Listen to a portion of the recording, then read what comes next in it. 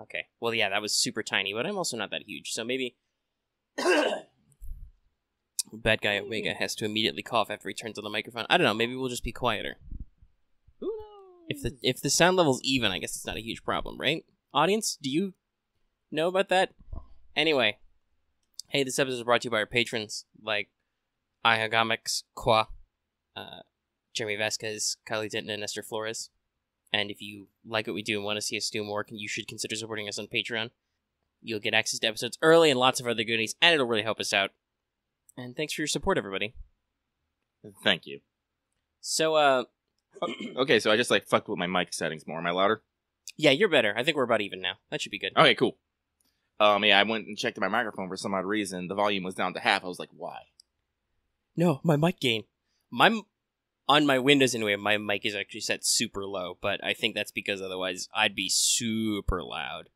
If I go above, 5, I'm ultra destructive.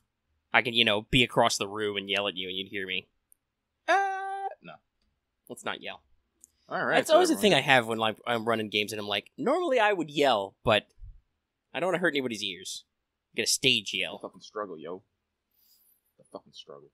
Alright, so, this episode's gonna be titled, How I Learned to Stop Worrying and Love Extella Link. Wait, what was it gonna be called again? How I Learned to Stop Worrying and Love Extella Link. Because I think before we get into our thoughts and feelings on the game in a more direct fashion, either way, and our complications as a channel dealing with it, I think it's fair to say we both really like it a lot, right?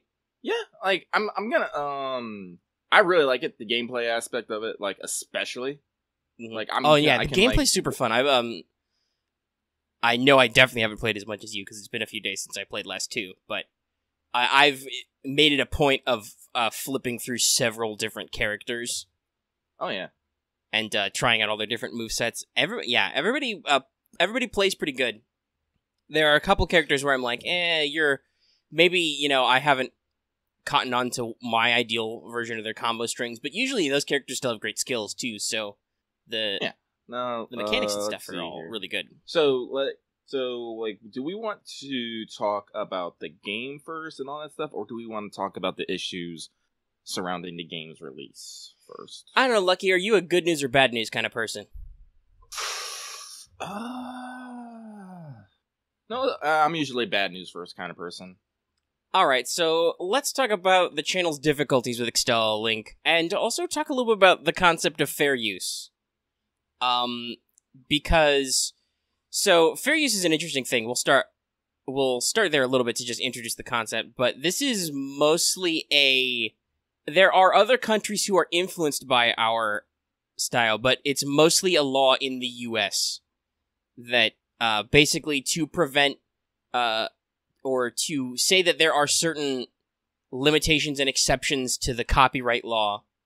Some countries have a common law system called fair dealing, which is similar but not the same.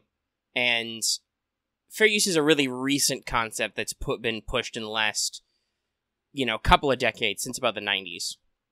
And the basic idea is that your copyright laws have certain exceptions to a fair use. If somebody's got a fair cop to it. But before we get into any detail, we should say that this is compared to a lot of our legal standards, fair use is a very new concept. It only really exists in the US, though Japan has to have some kind of copyright exceptions, because they've got the doujinshi and fan goods market, which is they have way more intense than it is in the US. So they've got something going on with they have using other people's copyrights. It is but from what I can tell, actual as I said, I did a bit of reading on it. I'm still only halfway through this fucking thesis paper someone wrote on it. Yeah, there's a lot of that research. I used to read and write those papers for school. So actually, that's another thing I should point out. Technically, this isn't my area of expertise because, at least in general, I believe most of the copyright restrictions are not criminal cases; they're civil. But I do have a bachelor's of science in criminal justice and a paralegal certification. Okay, so technically, this is kind of in the ballpark of what I went to school for. So yeah, but from what I can tell with Japanese fair use, actually, it's a lot stricter, and especially when it comes to live media. Yeah, so So the problem we're having is that Marvelous Inc. and it's according to later stuff that come out, we'll kind of walk you through the story. But Marvelous Inc. is outright blocking. They don't monetize. They don't prevent from being monetizing. They are blocking in all countries, which is another aspect of this, which we're gonna probably expound on. Events in Extella link past a certain day, and when I just thought this was just them being assholes in general, I was a lot spicier about it. As kind of some more story developed and some news got back to me, where their English Twitter admitted to several other YouTubers who questioned this, that this is organized by the IP rights holder in Japan, and it is theoretically temporary, but still it's there. I've become less spicy and more just sad and disappointed, I guess.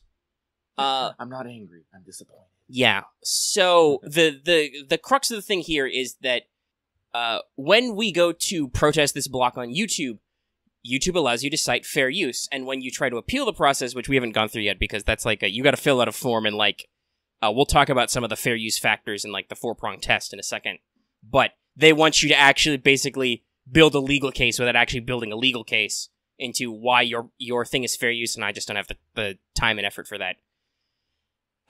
Otherwise, I'd be hip deep in law thesis and checking up legal precedent and stuff to show how this doesn't apply. But YouTube, to appeal copyright claims, allows for US-based fair use, which, according to some papers on the review subject, like law review papers, has been included examples which include commentary, search engines, criticism, parody, news reporting, and various forms of, like, scholarly works. So, I'm pretty sure... reviews are also usually included in this, by the way.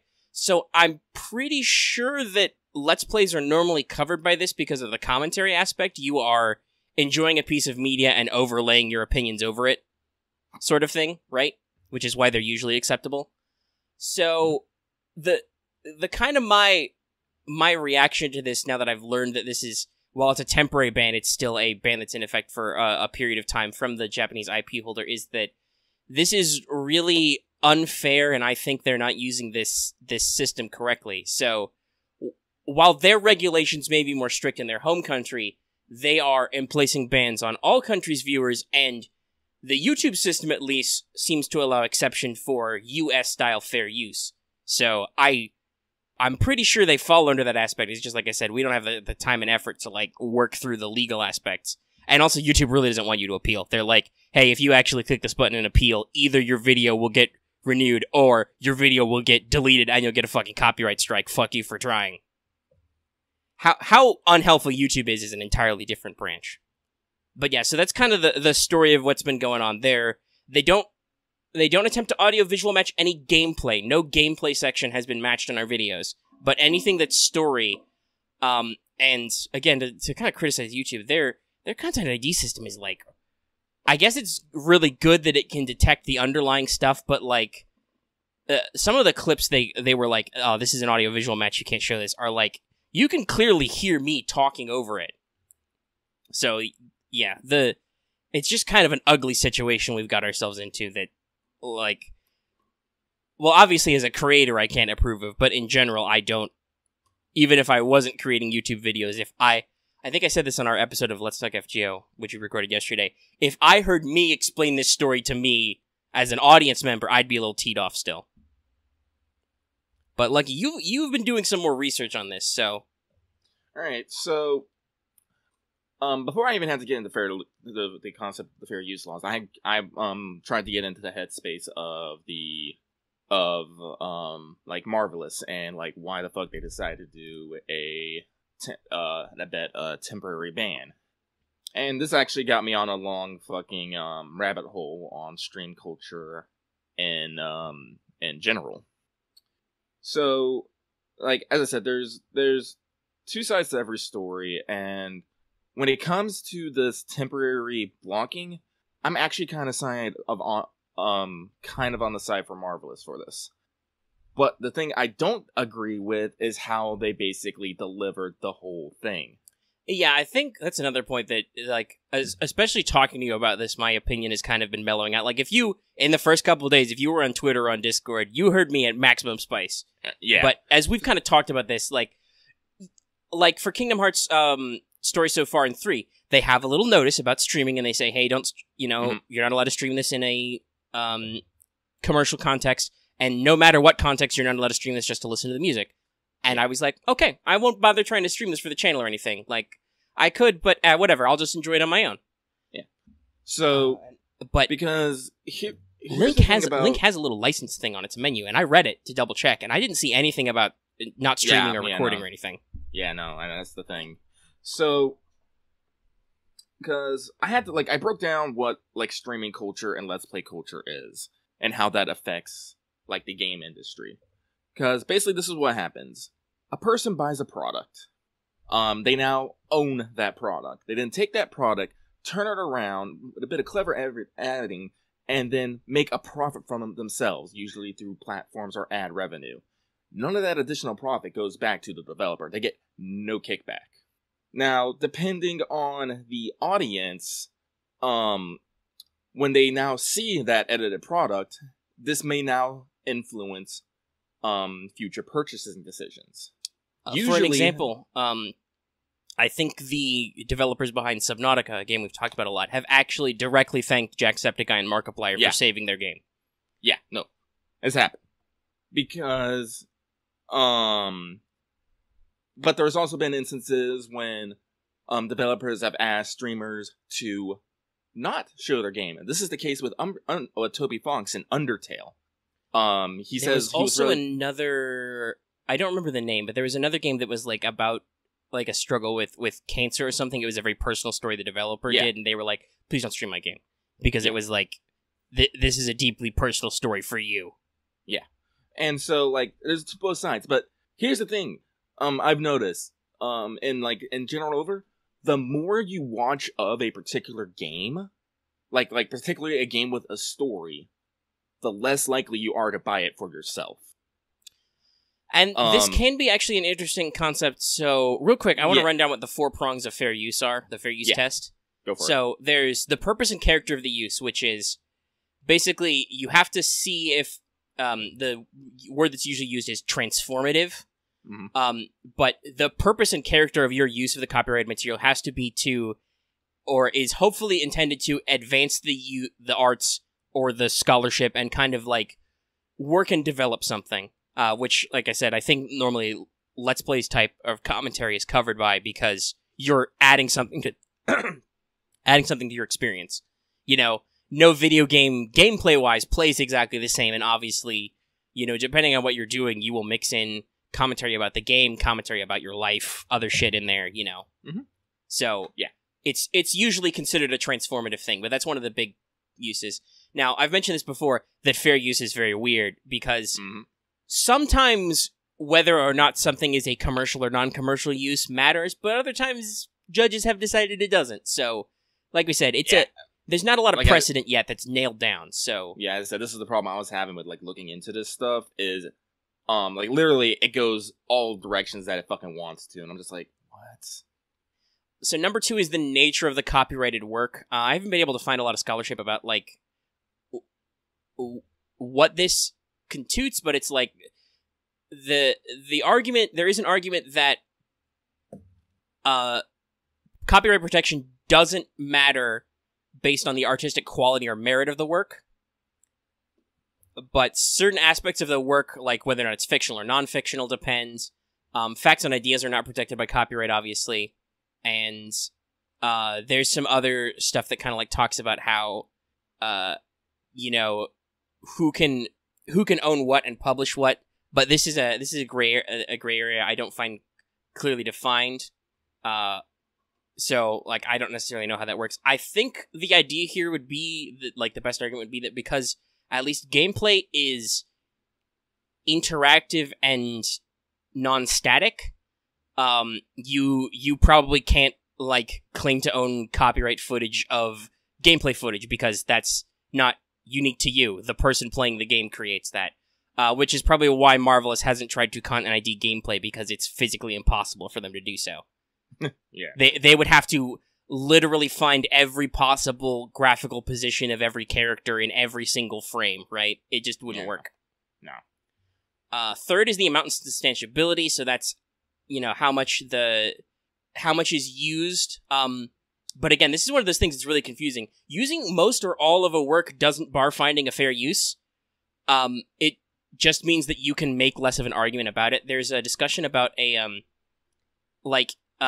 can use a thumbnail of a photo as an entire thumbnail because you're only using you're shrinking it down and you're using as much as you need, right? So that means that thumbnails on image searches are fair use. It's been found in a discussion that's, I think, one of the key cases where Sony sued Universal Studios for making time-shifting copies of, they copied TV shows to shift them to different time zones. They ruled that that's a legal fair use to make those private copies to do time-shifting for, DVR and stuff, I think. Mm-hmm. So, yeah, it's a weird gray area. And then the fourth, which I think we've been discussing a little bit, is the effect upon a work's values. So, does the alleged infringing have a does it have a effect on the copyright owner's ability to exploit his original work? So, you argue not only whether or not the specific use could harm the owner's market, but also if in general, if widespread, it would hurt. But the copyright owner would have to prove this. Yeah. So, and if this came up in a court case, Marvelous would have to, for example, show data that Let's Plays hurt their market share somehow. Mm-hmm. Which I don't... Considering they said they did this before with Extella, I do know that in-app streaming in Extella had lots of really crazy dumb restrictions. You can actually watch my first ever Extella stream. Yeah. And it's just god-awful. You can't see any of the cutscenes, period, from, day one. That, though, is, the in-PS4 app. So that I kind of, is a different thing. That's, you told Sony to, do those, mark certain things as restricted. And lots of games, I think even some Western games do that all the time. It's just hey, you can't capture this scene or take a screenshot of some of these scenes sometimes. Hey. Dragon Age Inquisition did it. I remember that because it would always say gameplay recording is blocked because you're and that's also some of that is because your PS4 is I think secretly preparing to record literally everything you do. At any moment you can hit I think you can hit the share key in certain combinations to record the last 10 minutes or the next 10 minutes and stuff. And I know other consoles do that, so that might just be that they build those software tools. We're going to talk a little bit about Atlas later, but Atlas is very famous for their streaming restrictions, and you can't even stream Persona 5 in-app on the PS4. Nope. They just no, you're blocked. All of it. Just no, you can't even check out this option. So those are the four factors, and then sometimes there are other things that come into it or not, but those are the standard that are typically used by the courts. So I guess, let's see, where do we start this conversation where we were let's bring up the 4 points? I guess we were talking about just, is Marvelous doing this for market reasons, for artistic integrity, or what? And the conclusion I'm getting to is they're doing this mostly for marketing reasons, because, as I said, the more a person watches of the story, the less likely they are to buy the full game. But, the little bit of data I've shown in marketing and consumer purchasing is if they have a little bit of taste, they're more intrigued to buy the product for themselves. So kind of the idea that they're using Let's Plays as free marketing. That's basically what they're doing. They let you post so many day points, and then they're okay, but now you can't. And if this is temporary, this is so they can get the maximum saturation before they hit the point of where it's God, there's a term for it. I know, but I can't think of it. But basically, where the point is, all right, this has been diffused. This is out in enough media and whatnot that no amount of advertising is really going to help you anymore. Because there's a certain point where like ads and whatnot have like permeated into enough culture that like any additionals doesn't have any Can we effect. hit that point sooner? There's video games have really annoying ad campaigns that last forever.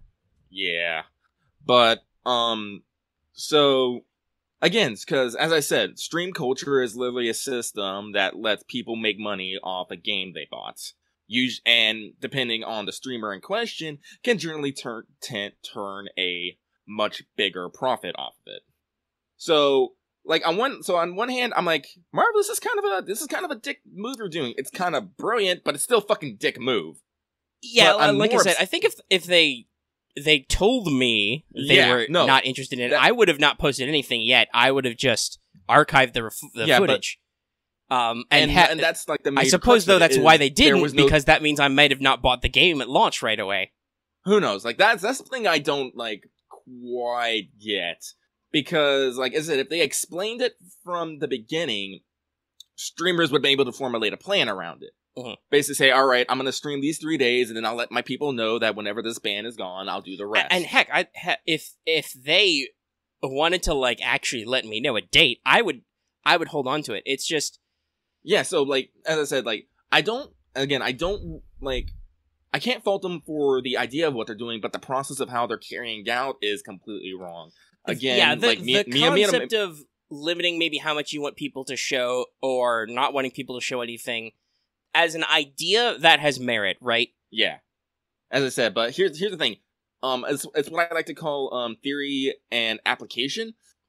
A lot of things sound good on paper, but when you actually try to execute them, they can go horribly fucking wrong. And this is one of those things. Yeah, I don't like. I've actually gotten a decent amount of considering our Twitter's not super big. I've got a decent amount of reaction, including from a couple of other FGO YouTubers I know who follow us, who seem to agree with my sentiments that, like, because I said when I found this out, I quote tweeted the announcement. I was like, well, if we don't like this practice, we shouldn't buy Extella Link until they lift the restrictions, because we're rewarding them for what we find is kind of shifty behavior.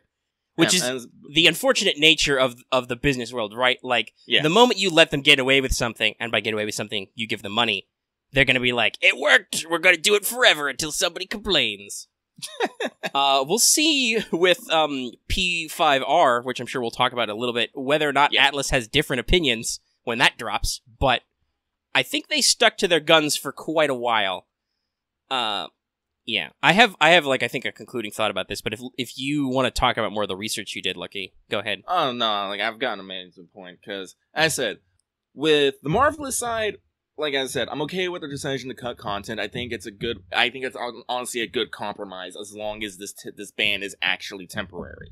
If this ban is not temporary, no, then you're just fucking dicking everyone, and they should just fall down a flight of stairs.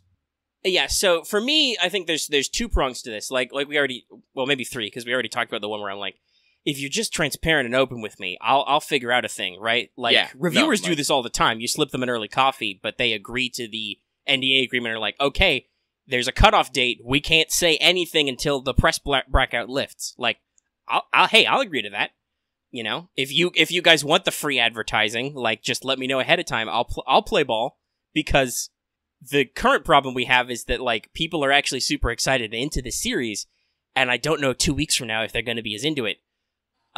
Which is, you know, where the hurt for us comes, right? It's that we're gonna lose viewership, we're gonna lose eyeballs, and we're gonna lose engagement possibly over it. Yeah. But the other thing is, at least to my understanding, with, like, I know you have to aggressively pursue copyright if you want to keep it. This is why you see a lot of dumb potential challenges to copyrights and stuff, and lots of weird attempts to copyright or trademark things that maybe you shouldn't. Like, Sony did they try to trademark or copyright Let's Play? I don't remember. But they tried to do one of those things to that term. So the way the law is set up, you have to actively pursue things. Otherwise, if you diminish, in the eyes of the law, your control over something, you will just lose that control eventually. However, I'm pretty sure that means that the way you're supposed to apply that is not selective, right? I think that, like, you should either apply your ownership in full or not apply it. I don't think the spirit of the thing is in the, okay, you can only do 3 only do up to day 3. Then after that, we've given the YouTube robot all the secret codes, so they'll block your videos. And that's the other thing. The way YouTube phrases it is, like I said, technically I think this is a fair use thing, and we should be in the right. It's just YouTube. Why would YouTube do me a fucking favor, right? Yeah, YouTube, I said, I'm on the side of Marvelous. I'm not on the side of YouTube. I'm like, YouTube, I think, is not doing a very good thing to, like, try and stick up for us, because I feel like we'd win the appeal. It's just, I don't have time to actually, or the money to pay a lawyer. I bet if I could get a lawyer on this, they could run down the right case precedent and make the appeal. It's just, I don't have the money for that. But, like I said, I can understand Marvelous' decisions, what they do. I don't know what the fuck YouTube is doing. As I said, YouTube, again, like, they just, they keep everything underneath the hood. It's like, no, this is the way things are. I'm like, no, why? Why are the things the way they are? And one thing that kind of teed me off about this, that, like, I got just as pissed off at YouTube as Marvelous in some points, because, so, like, Marvelous picks, they have a content ID, they detect 30 seconds of video, which, by the way, I am clearly audible in, but they detect 30 seconds of video, and my entire 45-minute to an hour video is blocked everywhere. I'm sorry, what? Like, YouTube, you don't think there should be some kind of check or balance in here that they can't claim the remaining 90% of my video and, like, block the whole thing? Like, now for music, YouTube, it sounds really shitty, but for music alone, YouTube is usually pretty good about letting you just mute it, and that usually works. Like, even if it maybe doesn't mute it all the way, I feel like YouTube at least has managed to rejigger that so that it works. But for audio, visual, and visual, like, seriously, dude, fuck, I can't. It's like the thumbnails in search engines are apparently fair use. Like, I couldn't include a little 30-second promo clip or something. Apparently not. So yeah, that's kind of the situation I'm teed off about. I'll once again ask the audience this, because I'm sure, because it's got Extella link in the title, some people will view it, because my fucking unboxing video is now at almost 900 views. Thanks, guys, but I'm also completely flabbergasted. Yeah, look at Omega's feet and see him drop the fucking OST. Great. Yeah. Oh, so many one-handed jokes. Don't worry, I've talked about my dream of buying a sweet Leatherman. I'll have a good tool for that someday. Or I'll just get a stick. Also, the OST is fine. It's just been in my computer for a couple days because I haven't ripped it. And yeah, that's right, Marvelous. Yeah, I'm gonna rip your MP3s for my private use. But it's like, go ahead. So I honestly think, like, as I said, this is me being like I'm completely fine with playing devil's advocate here, because that is something kind of believe in. But I honestly feel that maybe like a lot of the outrage is not necessarily generated from what it is, but it's from being prevented from creators making their profits. Because like, this doesn't exactly apply to us, because we don't make money off of fucking YouTube. We don't. Not at the moment. Hold on, let me open. I think YouTube's been telling us we're pending for like a month now. Hold on. They haven't rejected me, and I'm in a dead zone right now. Let me double back. It's one of those things of that people who are trying to post said videos are generally people who are, trying to get monetization and whatnot, and like all that crazy stuff. And so I think like a part of the hurt is the fact that they may not be potentially be able to make whatever revenue they are. Because we said this earlier, you're gonna lose views and engagement. Yes, if you delay. There is very much in the Let's Play world a rush to be right there when a game comes out. Like, hey, guess what? Mm-hmm. You know how I learned that Sekiro came out? Game Grumps started posting Sekiro episodes. So that must mean that game's out. Yep. By the way, YouTube update, monetization, application submitted and review still. God damn it. So, like I said, there's nothing quite so quick to bring people to anger than fucking with their money. Mm-hmm. It's just one of the ways of the world. So, as I said, so that's why like when this all went down, I'm like, let's take the step back and get like the macro version of this. Yeah. Because as I said, like bias is hard to beat. It really is. And let's say this. You've mentioned it, nothing quite where else people are like fucking with their money, but like there is self-interest is one of the few things that is intense enough to like snap everyone to the same page. You don't care how like legal or righteous or whatever it is. If somebody's fucking with your self-interest, you are immediately like, whoa, what are you doing? Hold on a second here. Mm-hmm.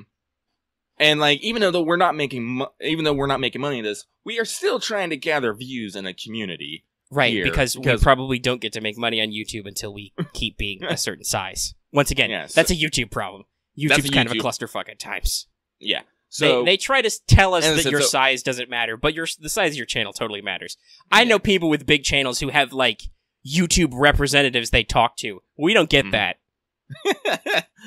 So, as I said, like, again, but I meant to mention this earlier. So, there's a lot of sides to this, there's a lot of reasons for this, and, like I said, I only was able to put, like, a day of research into this, and not even a full day. Like, I read some papers, looked at some articles, looked up some laws, formulated some opinions. And honestly, you may or may not know as much as you would know if you did a week of research or a month of research, because like we said, the concept of fair use is pretty new, and it's not been fully figured out yet. Yeah. But, again, like, we mentioned this on Let's Talk FGO. Before you make any decision of your own, go out and research for yourself and come to your own conclusions. Like I said, don't let, you can take inspiration from my side, you can take inspiration from Omega sides or any other sides, but do your research yourself and make your own opinion. Right. As I said, figure it out yourself, like, do so, whether it's into the legal side of things and the money side of things, into maybe how much this hurts creators you like, because obviously it's not just affecting us. Right? Yeah. And, like, and if you guys know something else that maybe I don't know, like, feel free to put that in the comments below and educate me. Because, as I said, I only did so much research. I might be missing something fucking glaringly huge. And, if I learn this tidbit, it might change my opinion and be like, no, everyone's a fucking dick. Get out, fall down the flight of stairs. I'll laugh. Well, you really took that to heart. Because that's something I think I said yesterday, which was like... Oh, no, I'm... If they're... like, I don't hold any ill will towards the developers and programmers and the artists at Marvelous Inc. This hopefully isn't their decision. Though I would say to the writing team, which is probably Type Moon. I'm pretty sure it's Type Moon's Associates. We'll talk about this in a second, but it's not like people are missing much if they get to watch the story of Extella Link already. That's another qualifier we haven't gotten into yet. Like the game's entertaining and cool at points, but a lot of that's gameplay related. Like the story's not as super deep as Extella was. At least I haven't run into it, and Lucky's beat it several times, and he says it's not. So, but I joked that now if their management or their legal team fell down a flight of stairs, I wouldn't feel bad. You see, and here's the thing: at the moment, if their legal team fell down, I would laugh at them and then help them up. I think that's a good level of measuring how you feel about people. Like, not that you would push them down the stairs, but if something bad happened to them, you wouldn't complain. Yeah. So, I think that's everything I want to talk about with this. As I said, like, I'm playing devil's advocate. I am kind of on Marvelous sides. YouTube, I don't know what the fuck to think because I don't know what the fuck they're doing. But yeah, theoretically, they're hiring more humans. Someday, maybe we'll get to talk to a real person. Or YouTube will just make bots that are so good they pass the Turing test, and we never know. Hey, YouTube, could you get on that? I'll settle for the illusion of talking to a real person at some point. Just, God, you guys are terrible to try and communicate with. But yeah, I think the only thing I wanted to mention was just, so I talked a little bit about on the Discord with people and on Let's Talk FGO, though that episode's not public yet because we recorded it late at night and it took a while to get turned around. I had to do lots of editing on that thumbnail, that sweet thumbnail. So it's delayed a little. This one will probably be delayed a little because it started like 9 o'clock at night. I'm sorry. No, it's okay. It was partly my fault because I was in the middle of something, but I saw you were online for a while. I didn't try to like eat or poke you or anything. It was only I realized fully that you were actually up and talking when you finally figured out how to log into Patreon. Which obviously we shouldn't explain the reason why because it's very sensitive, but it's kind of a funny story. Well, you can tell it in a second, but anyway, so basically what I've talked about with the audience is I want you guys to let me know how you feel about it because people are genuinely watching the videos. They seem engaged with the content. They seem excited to do more or see more. And do more in the case of I've mentioned to a couple of people that at some point, once we're like done playing the story of the game, we'll probably do multiplayer stuff with the audience if you have a link on the PS4 And maybe we'll record that, or maybe we'll just do play dates. Don't know yet.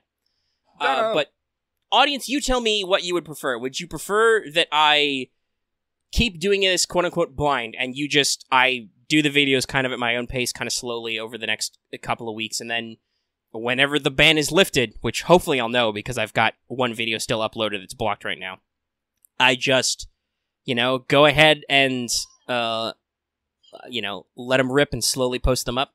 Are you actually okay with the edited style that came out with, like, episode 4, which had some of the bits that they claimed cut out enough that they stopped blocking it? I don't necessarily like that because I don't know where the edits are going to be, so there are times when I've said stuff that's cool that got, like, cut out that I didn't like. Actually, Megan, why don't you just do the extra missions? I don't think those are blocked because they're not story related. We could do those to kill some time, I guess. Because like the third thing would be, are you guys okay rather with me playing through the entire game not blind and then letting us do a more in detailed response on like a Let's Talk Extella link or on WhatsApp, and then get back to posting the videos when that starts? The general impression I've got is people want me to stay doing it blind because that's more interesting and gives me more genuine reactions on camera, of some of which there are some good ones that I can't show you yet, unfortunately, but they're recorded all right.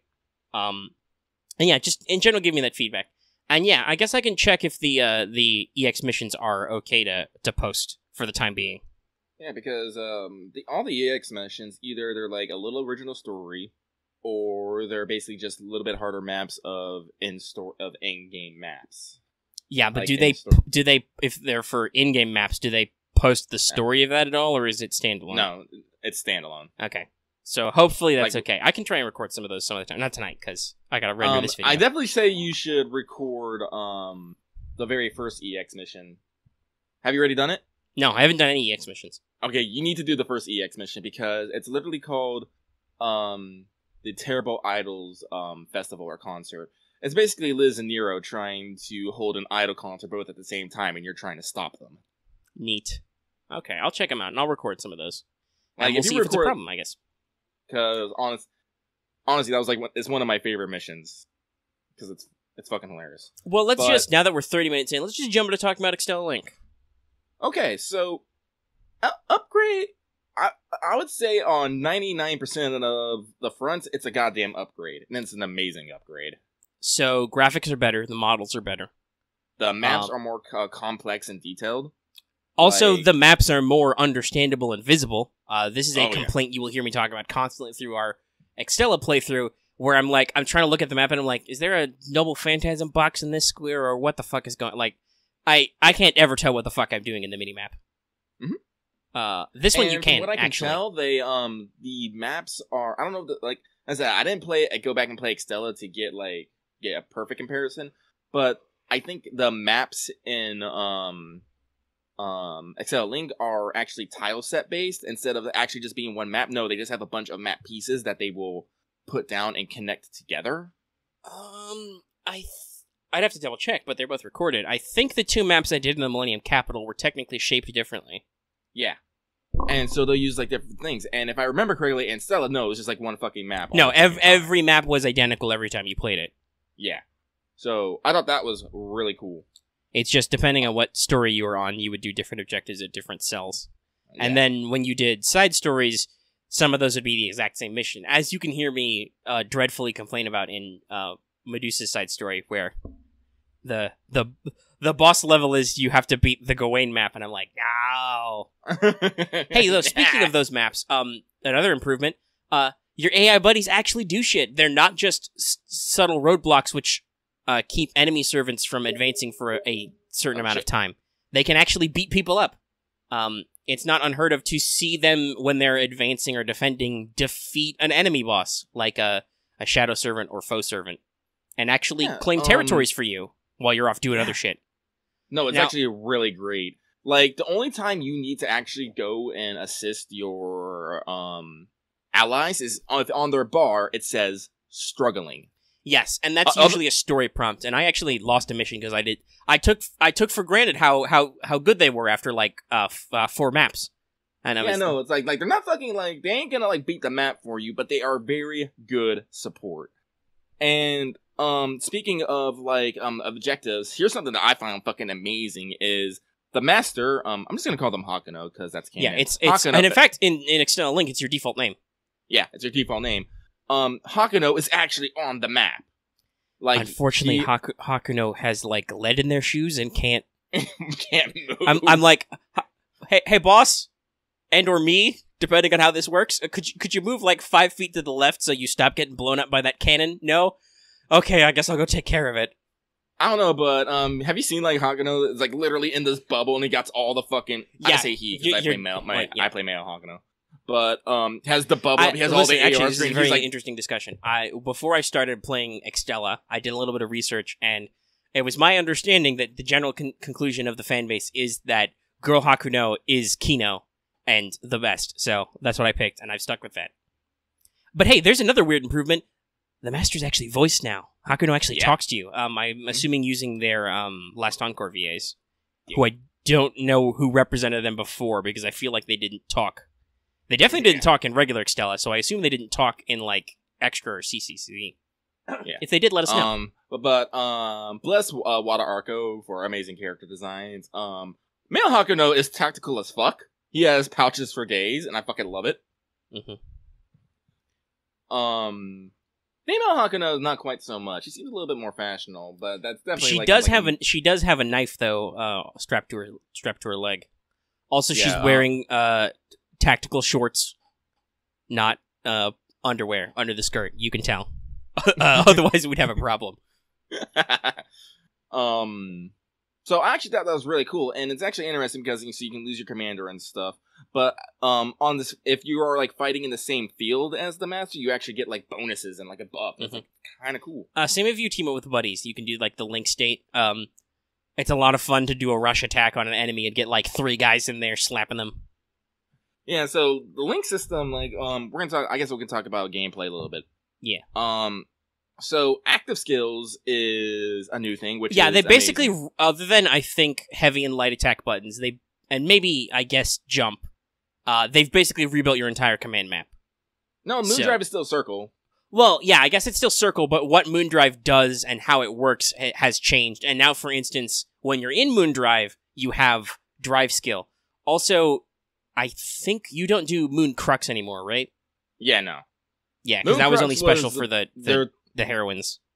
I'm okay with it not being there. I don't know why I need transformation scenes in my fucking Extella. So also, their regalia uniforms were really goofy looking. Yeah.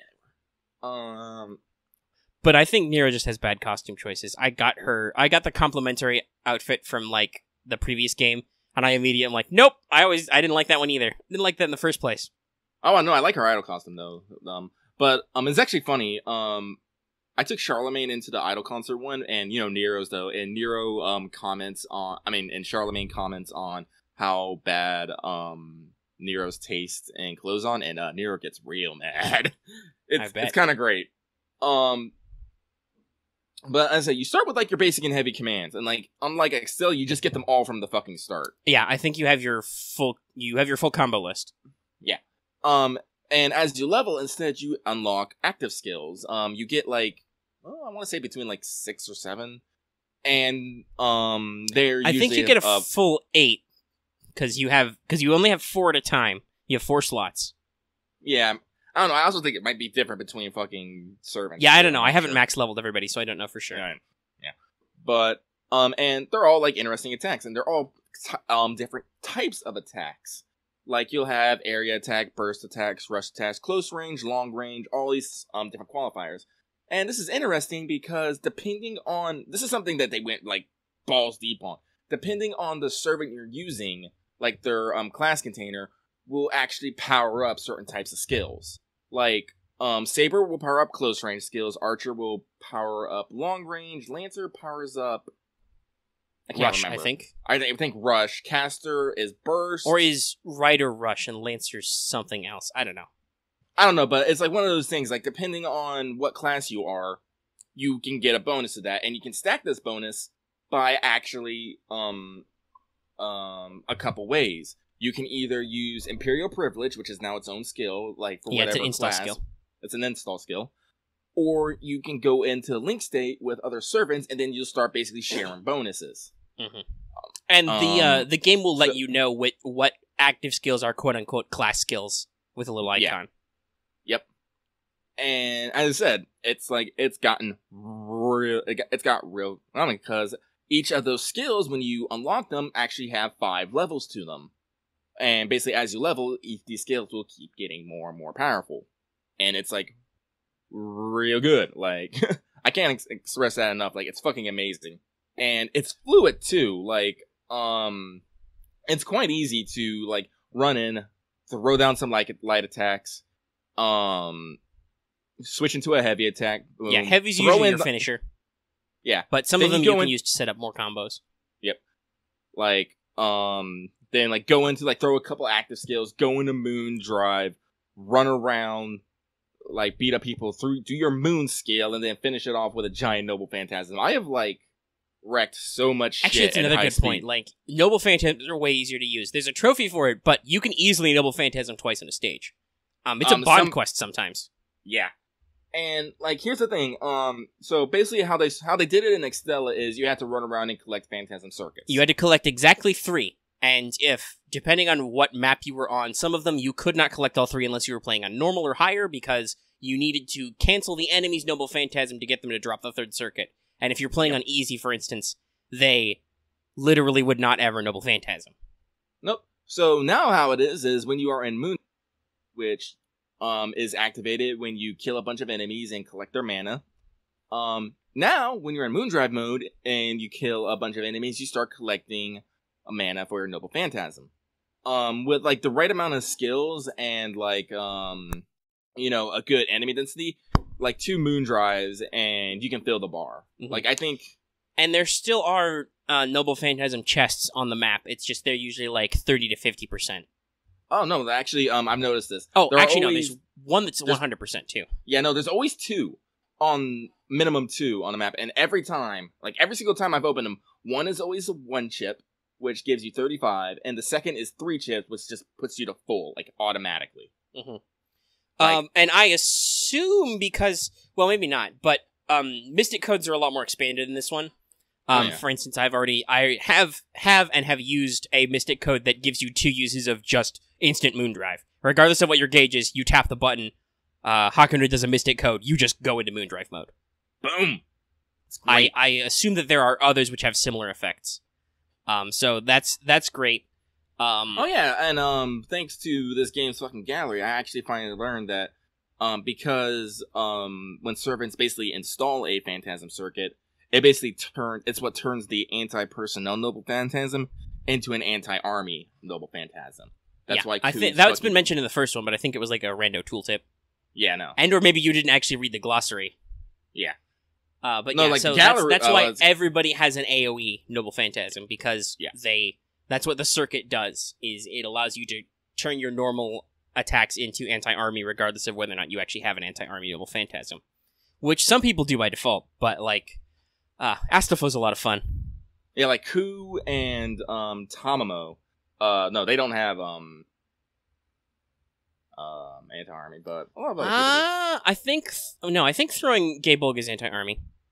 Yeah, I know, but like the way like the game presents it, I like where like Gaebulg literally turns into a fucking forest of spears. I'm like, yeah, that's probably modified for cool stuff. Which I know Skahawk doesn't bother with. I haven't actually seen her do it, but we know from the trailers she uses Gate of Sky, which is an entirely different Noble Phantasm she has, which is anti-army. Just get sucked. Yeah, just go die. A couple other crazy new mechanics is now you fucking clash and rush. Yeah, clashes are great. I've tried a few times to actually let you hear my furious thumb tapping. Yeah, like I actually wrote some notes. This is clash or rush with enemy servants, AAA, mash square to win. They're both like super fucking amazing. So basically, clash is like happen fairly. Clash is your normal ass thing when you and an enemy and a real enemy, an enemy servant, whether they are shadow, facsimile, or real, which is something this game does. It uses shadow and facsimile servants, fax, to basically mean you fight lots of servant enemies all the time. Yep. And sometimes the same ones over and over again. Hi, Drake. constantly bombing the shit on my master with the same fucking shot for your intro. Starts with your ass. Like, okay, I've seen this butt enough. Move along. That's it. Holy shit. God bless What Article. For lots of things. Also, God bless the animators of this game, because, boy howdy, some of these models are springy. Yeah. Whoa. You can definitely feel that Skahawk is a sexy lady in this one. Mm-hmm. Which this is the actually, this is the first time I think she's been seen in motion, as it were, other than a few brief animations from like the first FGO trailer, and I guess a couple of previews. I know that she was in the car in a Kyokai one, but I think that's about it. Yeah. And so, like, Skahawk in Water Arca style is great. She is forever nipping it. Forever. As our Lord and Savior, Water Arco demands. Mm-hmm. Water Arco is, not a low-key pervert. She has definitely not. She has a thirst, and she is not afraid. But I think she has been out and said that she loves huge boobs. Mm-hmm. Oh, my phone dinged. What the fuck is my phone beeping about? Oh, that's right. Some people are reading my fucking documents, and they're making suggestions. We're gonna have to make the Marshal's Handbook read only. But I was talking about clashing and rushing. Clashing is easy to do. You just basically meet normal attacks or whatever, and bing, you just start like throwing attacks at each other. Oh, and the other thing I was going to mention was that Drake is very bubbly. The costume helps, which you could tell Arco had some fun with. But rushes is the other thing you can do, which is I've only ever done it on like certain skills, certain active skills. I assume that's the time it procs properly, if they are actually like a rush type skill. I don't know the actual like proper command to do a rush skill, which kills me when the bottom mission is kill a servant with a rush attack. I'm like, I'm not that good at them. Yeah, it's hard. You gotta like time it out right. It really helps if you get some allies, because if you can get a couple of people in Link State with you, because they'll do a fun team throw on up. some offensive Mystic codes, wreck some shit. Oh, also that's another thing that's improved at the gameplay. There's fucking power ups now. Like it's not just bread and sake, although there's still plenty of that. But like you can pick up offense up, defense ups, attack speed ups, which are the best. You go so fast, man. You're so. You gotta go so fast. It's great. But also like things that help you. Like here's a new fucking system that I fucking adore. Now there's a dedicated support setup for your servants. Basically, you pick your main guy, and then you pick two support characters who will literally, like, depending on their bond level, just come in, drop some attacks, or fucking save your ass. Yeah, they start with offensive support, which means occasionally when you do a skill or combo, they'll just come in with another, like, heavy attack or active skill. They will also sometimes do defensive support, like you said, where they just save your ass and stuff, and just, it's great. And it's just whoever you decide you want to hang out with. Yeah, like, right now, like, as I said, I main Tom, like, now that I'm done with the story, I'm done, like, I did the entire story with Charlemagne, because I felt that was appropriate. But now that I'm done with the story, I've switched to Tomomo. And now, so, basically, I was doing the story, it was Charlemagne, and then I had, Nero and Tomomo as support, so guess what, they're fucking Bond 30 already. Now, I beat the story, I'm Tomomo with Nero and Altera. Nero's 30, Altera's like 15 right now, because I'm guessing you don't unlock regular Altera until way at the end. Yeah. Because, like, let's see here, I've max bombed Charlemagne, Tomomo, Nero, Astolfo, Nameless, and, So you can clearly tell how much Lucky has been playing. Mm-hmm. And, like, I got a couple of them at 20 that I'm working on slowly. But it's really great because, again, it gives you just that little bit more flexibility in combat. Because,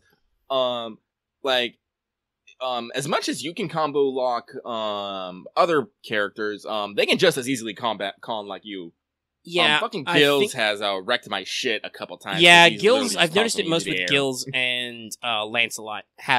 They have some combo strings that have they got a lot of zone coverage, and they can send you back. And is there a dedicated like button to recover, or do you just do it automatically? I'm not sure. It's an auto. There is an air recovery button, but like you can't do it in like the middle of an attack. What can happen is the middle of an attack that one of your support servers will come and be like, no, stop it, and you're like, oh, thank God. Yeah. Let's see here. And maybe possibly that might be used for some of those active skills where you can enter a special guard state. Yeah. Talking one more things about the fucking, allied, AIs. When you get the fucking boss, you know, the boss is gonna fucking, like, follow you and track you the fuck down. But guess what? Any allies that you still have on the fucking screen, they're gonna go after the fucking boss and track them down. So, generally, the boss fight will be you, the boss, and whatever allies you have, and they're wrecking fucking shit. Which I think is amazing, because in Extella, once the allies got to their square, they were just there. They just hung out. If you were in the same square, they would kind of fight. And also the thing with Extella is that I haven't noticed at all yet in this, is bosses don't have standalone arenas. They almost, I mean, technically there's a map which is just a giant circle and Skahak tries to kill you, so that's kind of a boss arena, but Ku still joins you as an NPC there. Mm-hmm. But, like, in general, the boss will teleport to a square on the map and start fucking shit up, as opposed to lots of the critical boss fights in regular Extella. You create a portal, you go into the portal, you enter a small boss arena where just you, the boss, and lots of attack programs from both sides spawn to give you things to punch. So yeah, that's a lot better. In general, the gameplay design is all around a lot better. You know, the active skills are pretty good. They've got a variety of stuff. Like, some of them are attack restrictions, some of them are self-healing, some of them are, like you mentioned, special guard counters. You know, some of them are at different really cool zones attacks. of doing different things, yeah. Some of them are power-ups, which Astolfos is literally called literally Power-Up. I love Astolfos so much. Astolfos great in this game. I used him a little bit for one of the recordings I can't show you yet. I can show Lucky, but I can't show you guys yet. But yeah, no. So, Astolfos has some really fun combos and has a very entertaining run cycle. Just hopping around, having the best day. He's just happy to be here. We're gonna get more into this, but Paladins of Charlemagne confirmed for mostly dorks, and it's great. The Paladins are all dorks. Like, the game starts, Charlemagne's a huge dork. He will not do anything if it's not cool. Not awesome. This is actually literally in one of his goddamn skills. Yeah. Actually, let's talk about that a little bit.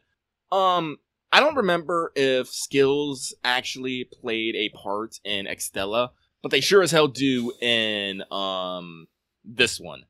Like, well, I mean, Imperial privilege is just all near all the time, but otherwise, no, I don't think so, because, like, Altera doesn't really do any special stuff she can do.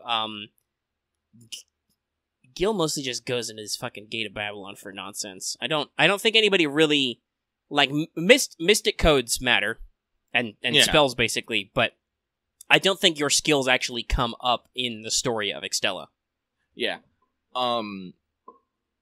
So basically, all characters basically have all their skills. So like sabers will have like riding and magic resistance.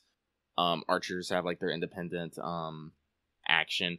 And all these skills actually have an effect on playing. So like even like different characters, you know, they all like do a different little bout.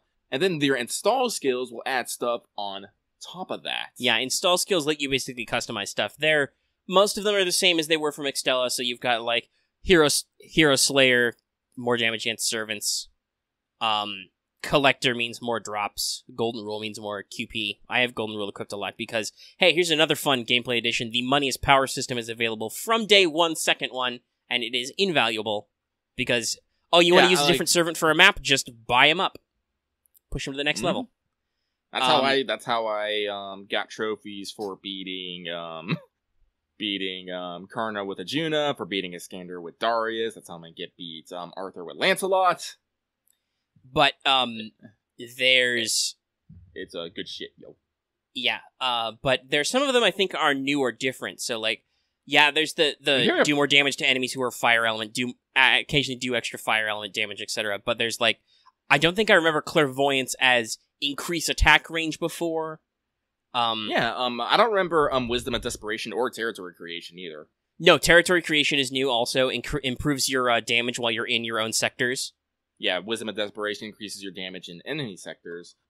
All the imperial privileged ones are. Yeah, those are all new, but that's because they're tied to the active skill system. Yep. Reduced Earth returns, so you can speed up your movement speed. I have heard that not only are there alpha level skills, but there are sigma level versions of skills, which are better. Yeah, they're better, but god damn, they're hard to level. Like, because as I said, once you beat the game, you unlock the skill synthesis. And basically, Omega, I'm telling you this right now, don't sell any of your fucking skills. Like, none of them. Okay, Keep them I don't all. do that anyway. I sell only Mystic Codes. Okay, good. Because how the install skill system works is, so far, as I understand it, is you will take 2 level 10 skills and fuse them together into the next level skill. So, if you had... So you take 2 bases that are at plus 10, you can fuse them to 1 alpha, and then so on? Yeah, and then you have to take 2 alphas at base 10 and fuse them to get 1 sigma. So it's like, I'm slowly starting to get up to the sigmas, but I'm like, man, this kind of hurts my soul. Like, I don't know if sigmas start dropping in the, like, harder later maps, but, like, I'm getting, like, alphas with, like, semi-regularity. Yeah, like, all the sigmas high I've gotten. I don't know. Like, all the sigmas I've gotten have gotten from high-level bonds. Like, once you get, like, level, like, 25 or so, they give you a couple. And from, again, making them with skill synthesis. I haven't actually gotten any sigmas as a drop, so I'm like, this is gonna hurt. But it's still fun. Yep. Which is the main point. Yeah, the gameplay's really, really improved and really good. Yeah, it's really good. Like, Under the Hood's great. Action's really great. Yeah, most people... The characters... Most characters flow pretty good, and everybody has, like... Okay, I'll say this. I think the animation style is a little overdone. Like, if you start doing combos, there's so much motion blur and lighting effects, you can't see what the fuck you're doing. But You're killing a lot of stuff. But almost every character has, like, a distinct feel that's very fun. And with their active skills, they have, like, distinct strategies. Like, I used Robin a little bit, so, like, he's got a couple of different moves that can, like, poison or stun enemies automatically. And then one of his moves is, like, does bonus damage to poisoned enemies. You can aim this slightly. And, like, he just does fucking full auto with his arm crossbow. And, like, no, it's great. Robin's really great, by the way. He's super fun to play. He gets to do his, No Face My King as one of his, active skills and just turns invisible for a little bit. And you basically don't draw aggro at all your attacks. Have a chance to poison enemies and count as back attacks. Which, by the way, apparently matters. Apparently attacking an enemy from behind is a big deal. Oh. I don't think that's ever stated anywhere, but it's pointed out in one of Robin's skills, so I guess it matters. But yeah, so all the old characters I think have gotten spiced up. I've played a little bit as like Nameless and Gawain. And the new characters like Robin Hood, like Astolfo, have actual stuff. And I really want to find a good opportunity to play as Liz because it seems like a lot of her combos are improved, and her active skills so far sound super fun. Like, she can do Iron Maidens, she can do the thing where she... the one combo she had where she rides her spear like a broom returns as an active skill. Which many of you will also recognize as one of Halloween Liz's animations. She can do the heart thing, which explodes. Lots of fun stuff. Which brings me to another point is... well, basically, I think we're going to talk about story and characters in specifics now. If we're done with gameplay. So, fucking Charlemagne and FGO win. He is a fucking amazing... He is the bestest boy. He is the bestest boy. He's just happy to be here, guys. He's happy also, to be here, he's and he wants really everything rad. Wants everything to be awesome. Also, he's a real fucking saber. He shoots beams. Lots and lots of beams. A lot of fucking beams. Joyous Lord is pretty cool. Yeah, so...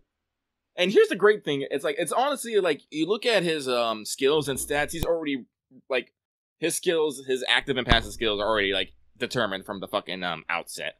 Like, well, here's the thing, this one was definitely released post-FGO, and it actually contains FGO references. Yeah, it does. Li Shu Wen decided to side with Rex Magnus because he wants to fight Skahawk again.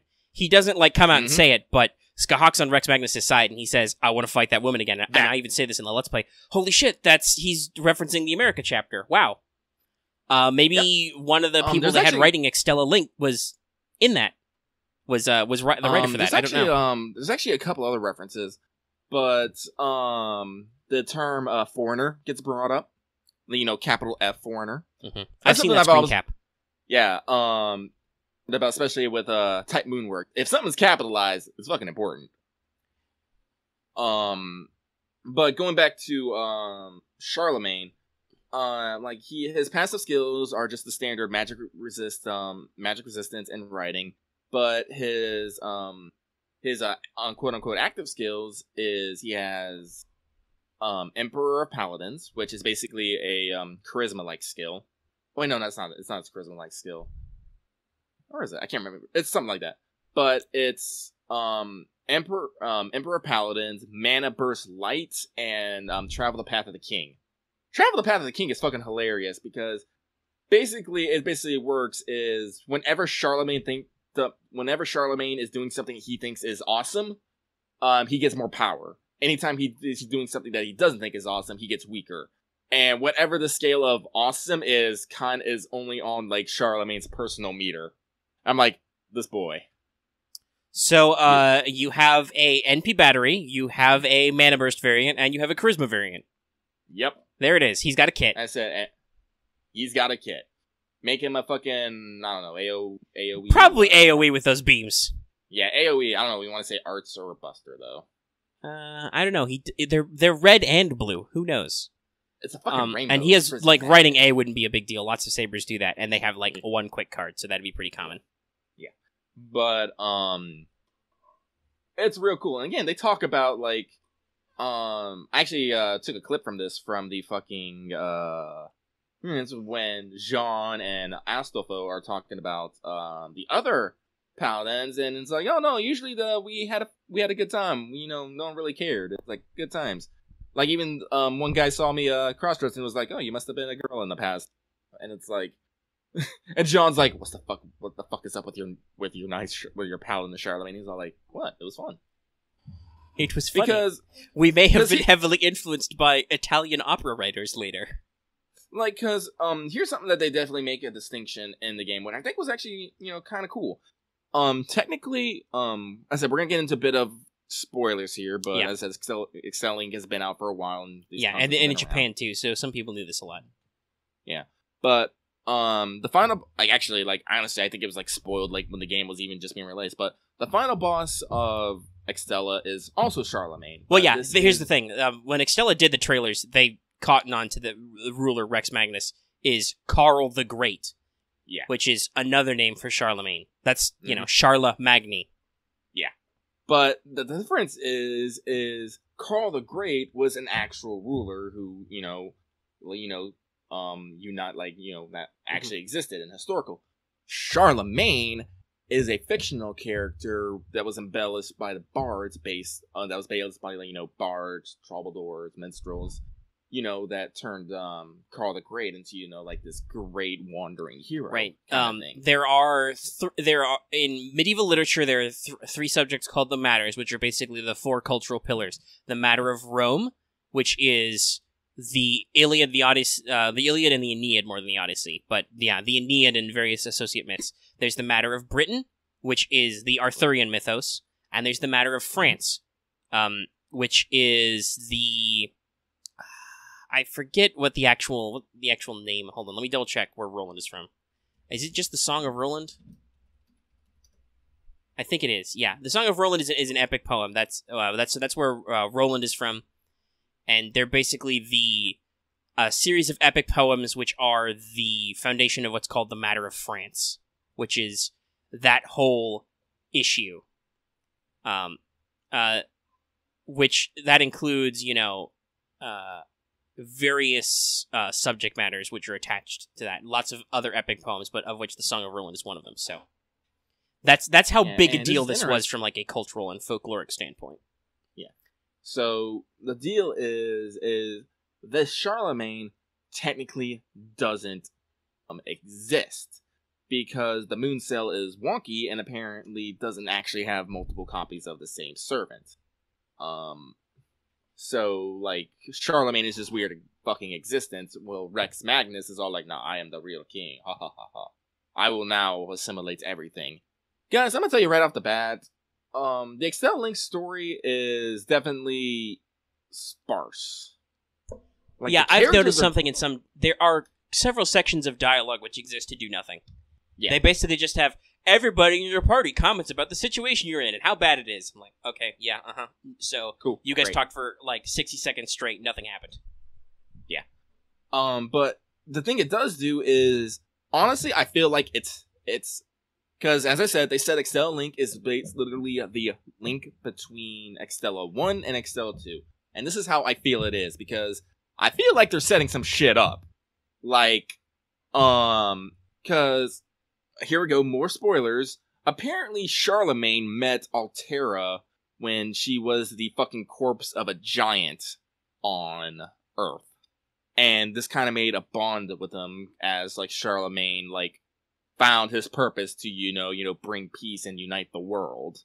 And the crazy fucking thing is they actually have an in-game CG of, like, this giant monolith that shows, like, Velber, like, being, like, this giant Cthulhu-like monster. And then you see fucking Saphir, basically was the White Titan that, Altera turned into on one corner. And then you see another figure in another corner. I'm all like, It should also be noted that, Saphir is explicitly Velber 02, I believe. Mm-hmm. But she's not the number one Velber, so. Yeah. So, I would like to remind everyone that, while, Nasu is not directly the scenario writer, he is the scenario supervisor. So he looks over. I believe he was the scenario writer for Extella. It's just he had other people, like, I believe it was the writer of Apocrypha, which is why there's so many fucking Apocrypha servants and references in this. Oh yeah, there's a lot. A fucking reference. There's a lot of fucking Karna right out of the gate, but also Astolfo gets a lot of action too. So yeah, I feel like there's a lot of Apocrypha activity, which makes me sad that my girl Mordred isn't here. Maybe in Extella too, but she'd have some really fun combos in an Extella type game.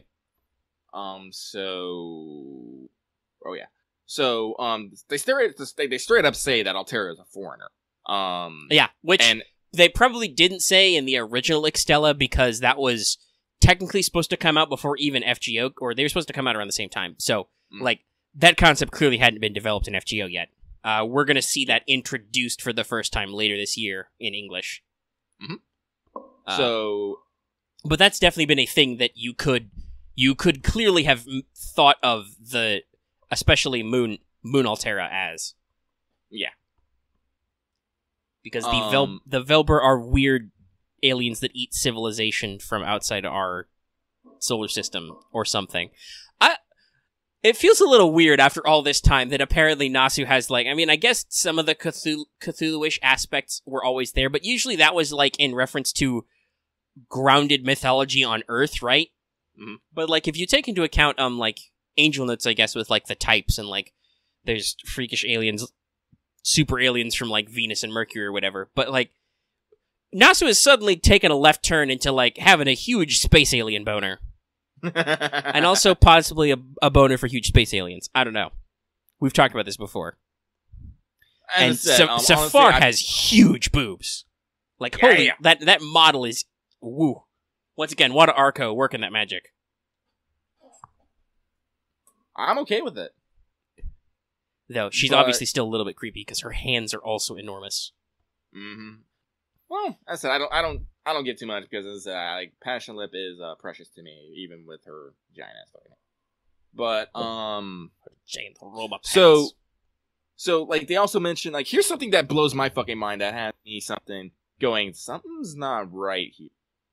So basically how the game works is you first get to, like, basically when you start playing, you see all the maps that you can do. It goes from, like, day 1 to day 7, and at a certain point they split into 2 paths. Yep.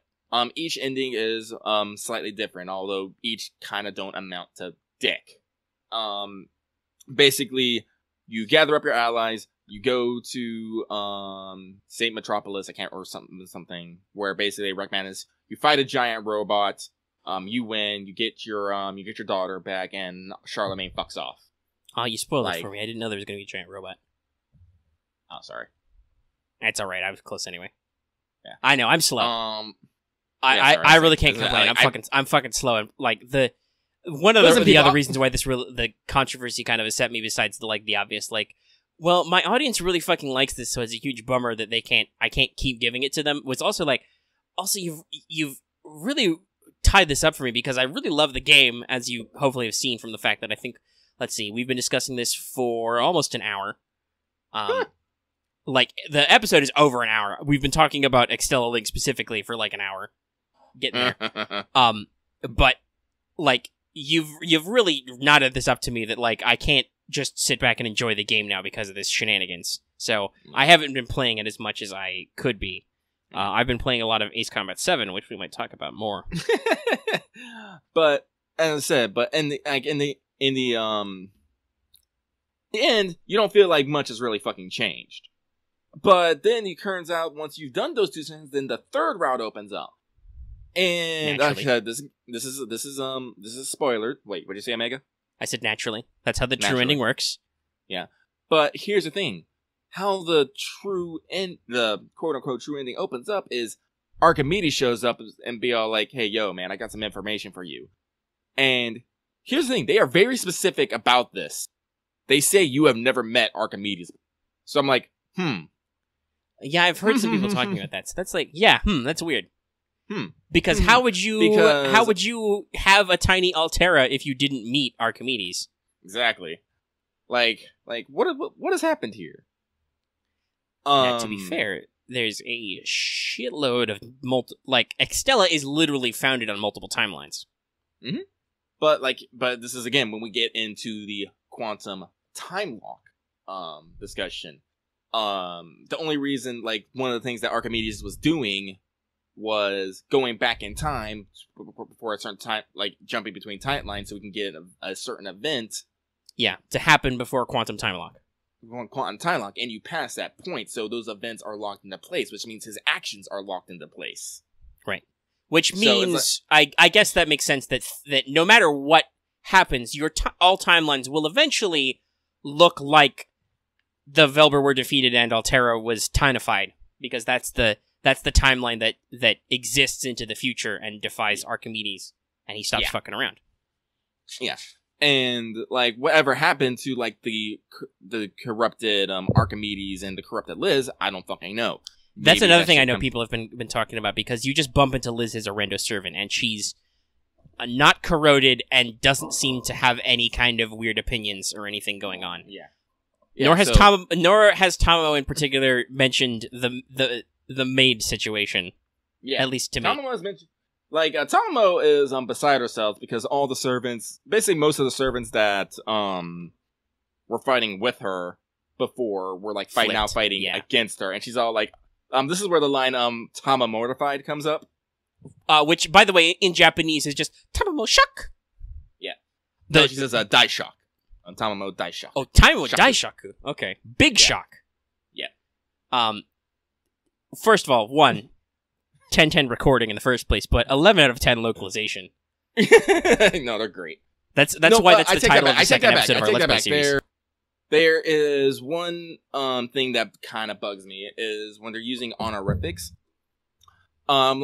Charlemagne, he gives big props to Nero because Charlemagne basically he uses it's much like the Praetor thing. He uses a really weird antecessor term as opposed to just saying Nero But in other times he'll call her Nero Senpai, and they localize that as Auntie Nero. I'm like, you should have just I know you don't want to in the script type out antecessor every time, but you had a consistent thing. You should have just said that, Yeah. And here's the thing, and he calls Tamamo Onego, which basically is just mean big sis. Right. But it's often used in you know, this is like a leader type, like a leader, like in like a lot of culture, like a female delinquent leader. Well, yeah, it's basically the opposite of Aniki, which is big bro, but in like not a necessarily literally your bro way, but could be a like your boss bro way. Yeah, like you refer to this man as your big brother, but he's really your boss. Anigo is the same way. Which, by the way, that's funny that he says that, because I know that Anigo is a common nickname for Drake in the fandom. So again, like most of the time the localization's spot on, but you know, it's just one of those agains where, again, I know enough Japanese. The honorifics make things hard. Like Tamo usually calls people by son, and then like, so obviously like the delivery still works if she says Miss Saber as opposed to Saber-san. It works, but there are other times where certain pronouns and honorifics don't necessarily translate, which everybody has this problem. Tamamo will be talking to small Altera-san, and they'll translate it as Ms. Altera. I'm like, Tamo, that's too formal. You should call the tiny one Altera-chan. Nero just calls out small Altera, but that's fucking Nero. Nero don't give a fuck. Nero's probably uncomfortably forward with everybody. One of her bond lines is, she thinks you should go practice wrestling with her. BT Dubs, by the way, Nero wrestles lions naked. That's how she practices wrestling, just so you know. Yeah. Not that like, I think everybody who played other games, but especially Extella, should know, Nero and Tombo are really thirsty. Mm-hmm. And the dialogue writing is still really good. It's good, like, honestly. And God bless my, like I said, this ultra high level Japanese knowledge that I think I commented on it when it came up in the video that he called her antecessor Nero. I was like, that's a really interesting way to localize Nero Senpai, but I'll allow it.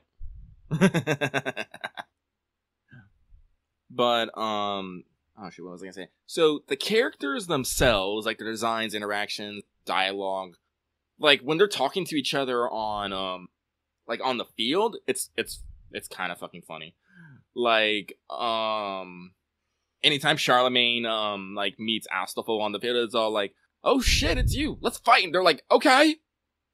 Like, I will say, there's one thing that at least with facsimile servants, that I've noticed. There's one problem.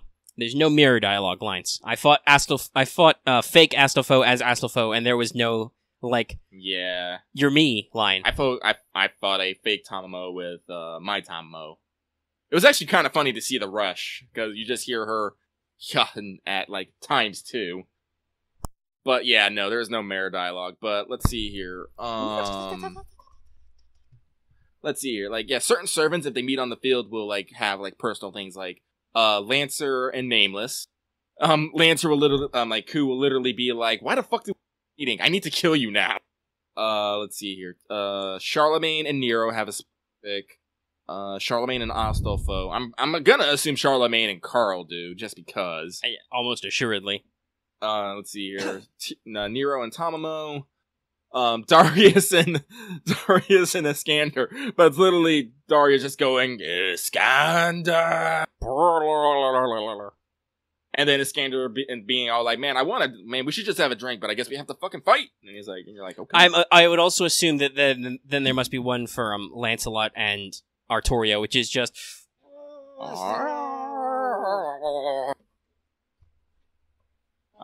But I really want to play as Lancelot. I'm sad that it's obvious that he would. I even made jokes about Lancelot trying to cuck Team Hakuno because the fake Lancelot kidnaps your master for a little bit. But it's obvious that as Berserker he would clearly be on the enemy side. But goddamn, he seems like he might be fun to play. Giles would not be fun to play. I haven't tried to touch Giles yet. I'm just like, eh. I've yelled at him a little bit that he doesn't belong. He doesn't deserve to be in this game. Although I did capture a fucking hilarious screen grab of him. Yes, with his fucking glowing eyes. What the fuck? What the fuck, Extella Link? No. I said, if you want to see some choice screen grabs and video, please check out my Twitter. Lucky screen. I had some very choice screen grabs for the first Extella when I recorded this Let's Plays, but Lucky has a lot better ones this time around. Just slaying it with videos and stuff. Yeah. Speaking of videos, here's something that they didn't do enough, which makes me really fucking sad. And hopefully, I'm like, they have regular fucking attack clashes. I want to see some motherfucking Noble Phantasm clashes. Yeah, so it's recorded in an episode once again. I can't show you, but my undiluted reaction to a fucking DBZ level beam struggle, I was flabbergasted, slobberknockered. I was rendered speechless, literally, because I was just like, oh, they're just gonna do their NP and whoa.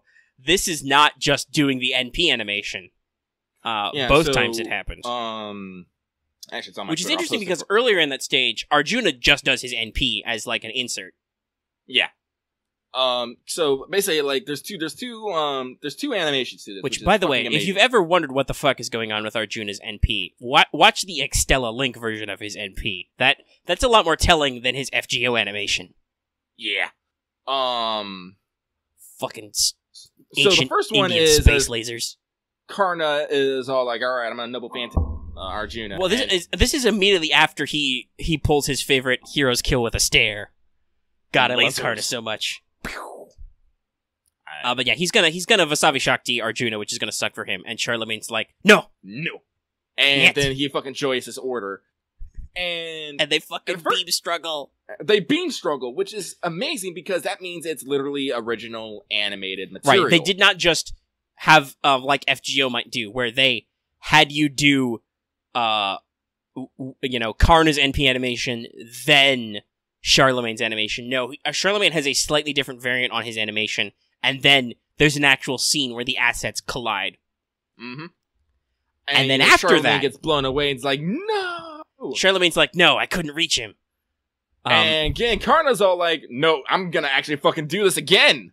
Which, by the way, I confused the fuck out of me. How can he Vasavi Shakti twice in a row? Yeah, I know. He literally can't because he uses his armor, but I mean, technically, I know it's probably an animation limitation. I know Karna has a second Noble Phantasm, which he can only do when his armor is shed, which the animation to do his second Vasavi Shakti kind of looked like, because it was more fiery, but he still does the animation again. But then Arjuna jumps in, and he Naruto's him. Yeah. He puts Pashita in his fucking palm, like, flies towards Karna beams, and just goes, Bwah, and they do another fucking, like a black hole thing. It's great. It's amazing. Yeah. I can't wait. Like, seriously, this is episode 6, which is titled, by the way, just straight up DBZ. That's not available anywhere yet, but when I can post that, you guys are gonna want to remember this episode and check that out, okay? Like, regardless of anything else. Let's see here. For our patrons in the chat, I just posted my clip of it in there so you can get a quick view. But no, yeah, please, you can see the scene. But like I said, I was like super blown away that happened. I was like, oh my god, I can't. Like, the fact that they would do that was like unthinkable to me. To do an actual, basically like, original in-model animation. An in-engine cutscene. Yeah, it was really cool. I'm watching it again, I'm like, yes. Yes. But this is like, I want an Extella too, and I actually want Noble Phantasm Extella too. Yeah, I haven't seen a boss trying to use their Noble Phantasm. Yeah, I know, I don't let them. Are you kidding? I'm like, no. Yeah, but I don't think I've even noticed them try. Like, they try, okay, but so they do try. It's, they enter, like, a special state, and you literally have to break their guard, but usually you just, like, go smash them with a fucking active skill, and they're done. Yeah. So it's like... Like how you did in the original Extella. You're like, no, don't do that. But I would like, because there's a lot of build-up on Noble Phantasm. If they start doing a Noble Phantasm, and then you start doing a Noble Phantasm, you could totally make that trigger a clash. Yeah, this is... Like, honestly, like, I feel like that's how it has to, like, it would work, is at a certain health point, they automatically use their Noble Phantasm. It's not something you stop, it's something you have to counter. And it's, like, beats something that's tied particularly to bosses, or even just story bosses. And that way you can kind of control, like, the character that is going to be used and stuff, because like I said, like fucking Karna versus Arjuna, freaking Ku versus Nameless, Darius versus Iskander, like all that. You can like set up like specific teams so that when they do their noble phantasms together, they enter a special state. Because, like I said, like if you wouldn't be able to do it with like every single noble phantasm doing every single fucking Yeah, it would look dumb. It would look dumb. But if oh you, look, like, Astolfo and Medusa are fighting. Let's just have Hippogriff and Pegasus push against each other or something. Well, honestly, no. It it can actually be kind of great. What would happen? Like, honestly, if that happened, it would literally be like, because you know how fucking Bellerophon zips around and Hippogriff zips around. It could just be a little bit moments where they just literally like go ting ting ting ting ting ting a few times. And yeah, if you did it as less of a beam struggle and more of just a clash, but with noble phantasms. Yeah. So it's like, as I said, I feel like there's a potential that Iskander and Darius, because they both summon armies of dudes. Yeah, and it literally just be them throwing their armies at each other. Sadly, I don't think that Lancelot is a good rival for Artoria in this case, because he summons jets and stuffs. Yeah, bring Mordred for Extella too. They can beam struggle. Well, hey, and then since we're adding Apocrypha characters, put Siegfried in it, and then we can just do that again. Yeah. Because Balmung got more beamy for the anime. But everybody knows real sabers shoot beams. And Okita for Extella to never. I didn't even. How would you even? I guess you just do 3 hits and like the ground would explode or something. I didn't even know how you do her Noble Phantasm as an AOE. Oh, that's why you install fucking Right, but I'm just like, how would you do that? Because I guess you, like I said, you do the 3 strikes, but then they do the other. Whatever, I don't know. It did the 3 strikes, but like instead Nobu of, would be a way better choice for a Dynasty Warriors type game. But like it's sad, but they can't port the entire like FGO roster to Extella. I mean, they're trying. It seems like they're trying to with Arcade, but kind of. But those are still way more measured, and those are a lot more limited than. Yeah. Because they still use the card system, to my understanding. So it's still like this animation is Buster, this animation is Quick, etc. Yeah, as I said, but like I have faith because, like I said, like they added like 10 servants. Yeah, I think they almost doubled the roster. Yeah, for that. And so there's already one DLC character. Yeah, you can buy and play as Little Altera, who's already available. Take what you will about our earlier opinions, whether or not you want to invest in that DLC right away. But though I think you still have a few days left if you're listening to this to get your free Little Characters DLC. oh yeah, I do need to get that before I forget. Yeah, you should make sure. I've got it. I haven't used it yet, but I've got it because the models are ridiculous. They're kind of silly, but it's free. It's free and it's funny, and you can buy more if you like them, or you can buy swimsuits. Swimsuits, which I may or may not do. Probably am. I'm sorry. I need to put Tamamo in summer forms because that's gonna make using polygamy castration fist that much funnier. That's True. Like Tamamo's like ultimate attack, like the final skill that they always. Yeah, the final skill she learns it's called something else, but it's like also known as polygamous castration attack, and which I assume it's the exploding kick. Yeah, no, she literally does the exploding kick. It's fucking hilarious. I love it to death. She literally like delivered because Tamamo actually has a smaller combo system than. Yeah. So I've heard people say this. The main heroines got a lot of their combos were nerfed because they had a much more robust combo system in the original Extella. Because you were basically forced to play it as them most of the time. So they had very robust combos. A lot of those got trimmed out and simplified and got turned to skills. In my case, all of the moves of Tamo's I like got turned to active skills. Like I don't really like a lot of her basic combo strings. Well, that's it. She only has like three combos. Like her first one is she does literally like cat scratches, which she does the scratch, which turns into a launcher. Her second one is actually the one I use most. Where no, it's not the one I use most. Where she basically just like throws like a quick explosion in front of her. Yeah, she throws out her things and they explode in an arc. That's a good area sweeper. And then her third one is Yeah, go The ahead. third one is just when she does the kick, she does a fucking tail attack. Like, her tail gets fucking big. And she just, spins, like, yeah. Yeah. But those are, like, Nero, I feel like, was nerfed a little bit less because you can still do that one heavy combos of hers where she turns into a blender for 5 seconds. Just whoosh it. Yeah. Though a lot of her best combo enders from the first one are now her active skills. Yeah, but like as I said, it still works because active skills, like, they're usually like they're on that's something we forgot to mention. You can't just spam the they do skills. have a cooldown, but they're usually pretty quick, and that's one of the install skills you can put in, which I think is a new one. Yeah, you can make both your mana recovery lets you do moon drive and NP gauge charge faster, and then one of them is your skills cooldown quicker. Yeah, but Tomomo's like a lot of her like a lot of her stuff just got turned into things, which I kind of like because it just basically means I can now control like which special I'm gonna do. I only you can only equip 4. And the 4 I have are, like, literally the one where she basically becomes a flamethrower. Yeah, the fire one, the ice one, the tornado one. Which as a combo, I hated the tornado one because it breaks up your flow entirely and you, like, fucks up your whole combo. Because I was almost always trying to do the fire one. But as a skill, it's great because it's just like, oh, there's a cluster of you. Let me just swirly bop jump into this. Boom, tornado. Now I'm gonna keep going. So as I said, like, and Tomomo actually, I think, has, like, I don't know if any other characters have it, but she has an AoE heal skill. Yeah, she gets her Fox Wedding skill from FGO as an active skill. She creates a zone of healing for your teammates.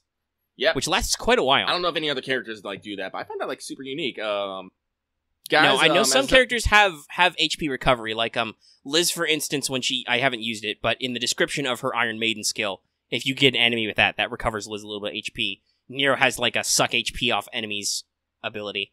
I know what I said. Yeah, so Caster is definitely a support girl. Like I said, she's not... Well, and there's even a story mission where she uses her Noble Phantasm to give you unlimited skill cooldowns, much like her FGO abilities, which is great. It's... like, honestly, that's like one of the things that pleased me most. It's just not the enemies still get some crazy-ass fucking bugs. Like, they do bombardments, they can put down fog of war, they can lock doors. Oh, when Darius shows up, his special skeleton men aggressors show up. Yeah, they have, but, like, you get Tomomo, who will, like, occasionally do, the 8 blessings, and... Yeah, she does the normal version of her NP, which gives you unlimited mana for a little bit. And then when she runs it, she's like, okay, Tomo Express, stop! I can't explain, I can't express how much I love, how Tomomo talks. I find it, like, so fucking hilarious. I'm terrible with names, guys, but if I remember rightly, her name is Chiwa Saito. She is an amazing voice actress, and does great work as Tomomo. Yeah, just living that character, and just because I think dialogue-wise, Tomomo is one of the most interesting characters, because she's, from my understanding, she's got a little bit of an archaic way of speaking, but she still uses modern concepts a lot, right? And like she peppers in the like stars and hearts, like we mentioned, Tamoshaku, whatever the fuck Mikon is supposed to mean. Oh my god, I've died so much. At one point, Astolfo says Mikon himself, and Tomo's like, "Whoa, boy, hold the fuck up! Don't go stealing other people's catchphrases." And I'm like, oh, also, by the way, I feel like the developers know this, but I think you unlock Astolfo and Liz at about the same time. And they're almost always within, like, a stone's throw of each other in the hub world. I'm like, somebody knows what they're doing. Making poor Rumi Okubo work double time. Actually, I was actually looking at it. I think Lubu, Darius, and one of them all have the same voice actor. But I was thinking about that, I'm like, this guy probably doesn't actually have that much work to do. It's that guy who just makes the grrrr sound. Because here's the thing: Lancelot, Lu Bu, and Darius are all the berserker, other than Herc, are all the berserkers who don't talk. And the fact that berserkers don't talk is why in FGO all the fucking berserkers talk, because it got old after those guys. Also, fucking Herc for Extella when, like, that would be fucking cool, right? Who? Herc. I didn't hear who you. I'm saying Heracles. Oh, Heracles. Yeah, actually, that'd be pretty baller.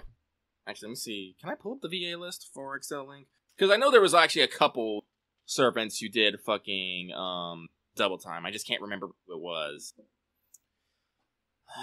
Well, I feel like we should probably, if we want to talk about other stuff, we might want to power through this because the stream for FGO starts in about 45 minutes, I think. Oh, which we're probably going to want to watch. Right, so we're going to we may cut this episode off a little short, but hopefully we'll try and cover the subjects. We're already almost at 2 hours, so we're at like an hour 40. But yeah, no, the game design is super good. The writing's really good. The voice actors are all killing it, like always. Oh, fucking Skahawk and Hera have the same voice actor, Mamiko Noto. Mm-hmm. Which, by the way, you can tell these people have a lot of range. Because the way Mamiko Noto does her Altera voice, and God forbid her little Altera voice, holy shit. But there is a actual performance difference between her Skahawk voice and her Altera voice. It's subtler, but you can tell the same thing with Rumi Okubo and Astolfo and Liz. They have different modes of speech and slightly different tones and pitches when they talk. I'm not seeing anyone else immediately off the top of my head, but yeah. Yeah, I knew it was like someone else, and it was it was Mamiko Noto. Mamiko Noto does a lot of fun voices. So, as I said, like again, I fucking love the Japanese voice acting industry. They are fucking amazing. I love them. They're such good people. So, yeah, so the FGO stream is gonna be like in what minutes? Yeah, I believe it's at 8 PST, which should be in about 45 minutes. That is in about 45 minutes. Let's see here. So, I don't know, maybe like when next week is, and like maybe Omega's talk more about Extella. Yeah, I'll be further along regardless, and maybe I'll have done some extra missions. We can talk more about stuff. Yeah. So, let's talk gacha real quick. Girls Frontline and Azure Lane have both come out with like new mechanics. They came out with them a couple weeks ago, but we really didn't talk about them. Yeah. Girls Frontline specifically came out with fairies, and I fucking love them. Finally. Fucking finally. Also, the one they give you for free is great. Yeah. And honestly, they're not that hard to acquire. Like, I got several of them. I've only gotten a couple, but that's just because I haven't. I've been throwing most of my contracts and stuff at still trying to get Contender because I'm apparently the only fucking one who doesn't. So I've been burning my resources, but yeah. But yeah, no, like if you just go, if you just throw in like 500 across the board and minimum contracts and cores, I usually get a fairy like 1 in 4, which I think is pretty solid. Definitely better than the heavy protection and fucking T-Dolls. Jesus fucking Christ. Yeah. But fairies are great. You see, when I first saw fairies, I only saw like the girl versions of them. You know, they're little sprites. I did not know they were just literal fucking drones. And I'm like, this is fucking amazing. Yeah, they're little drones with holo projectors. It's great. By the way, they have you been improving your fairy room in dorm? Oh yeah, no, I have. It's great. They have like a little like fantasy land that they hang out in. It's you have to upgrade their little castle and the clouds and their train station. I'm like, what is this? It's amazing. I don't get it at all, but it helps them level up faster and helps you store more fairy commands. Yeah, because that's how fairy commands work. They give you passive buffs like immediately, like your 4 stats, like the rate of fire, evade, all that. Well, not 4 stats. Yeah, and then some of them, I think, because I don't think the EXP one has like an actual. Haven't noticed her using fairy commands at least. But others, like I have the sniper one, who uses a fairy command to start the mission by taking a sniper shot and doing X damage to people, like massive damage. And then they'll have like another ability, which like my sniper fairy has critical 2. Basically, randomly she'll proc, and my entire fucking team will get a plus 50% critical chance. Yeah, so they're fucking great. And I think they have ones for like night stuff. They have ones for accuracy, all kinds of stuff. There's a small handful of them. I've heard them talk about the parachute and landmine fairies. So I'm assuming you can set mines that enemies will blow up on. And yeah, if I had to guess, parachute is you can basically teleport to another helipad. Yeah. Or something like that. Something like that. But listen, as Girls Frontline, they're not going to get too crazy. They add a fucking new level of mechanics because, as I said, when you add them into your team, it basically ups your combat effectiveness. Because, as I said, everyone's more effective. It's great. I love them. And every echelon has a slot for them, and you can't double up, so... As I said, they also unlocked the latest story chapter. I haven't done it at all. Like, I'm, like, trying to get caught up on fucking, like, getting golds and all that stuff from, like, all my previous missions. I'm like, that story ain't going anywhere. I'll be alright. I'll live. I don't need my heart fucking crushed more.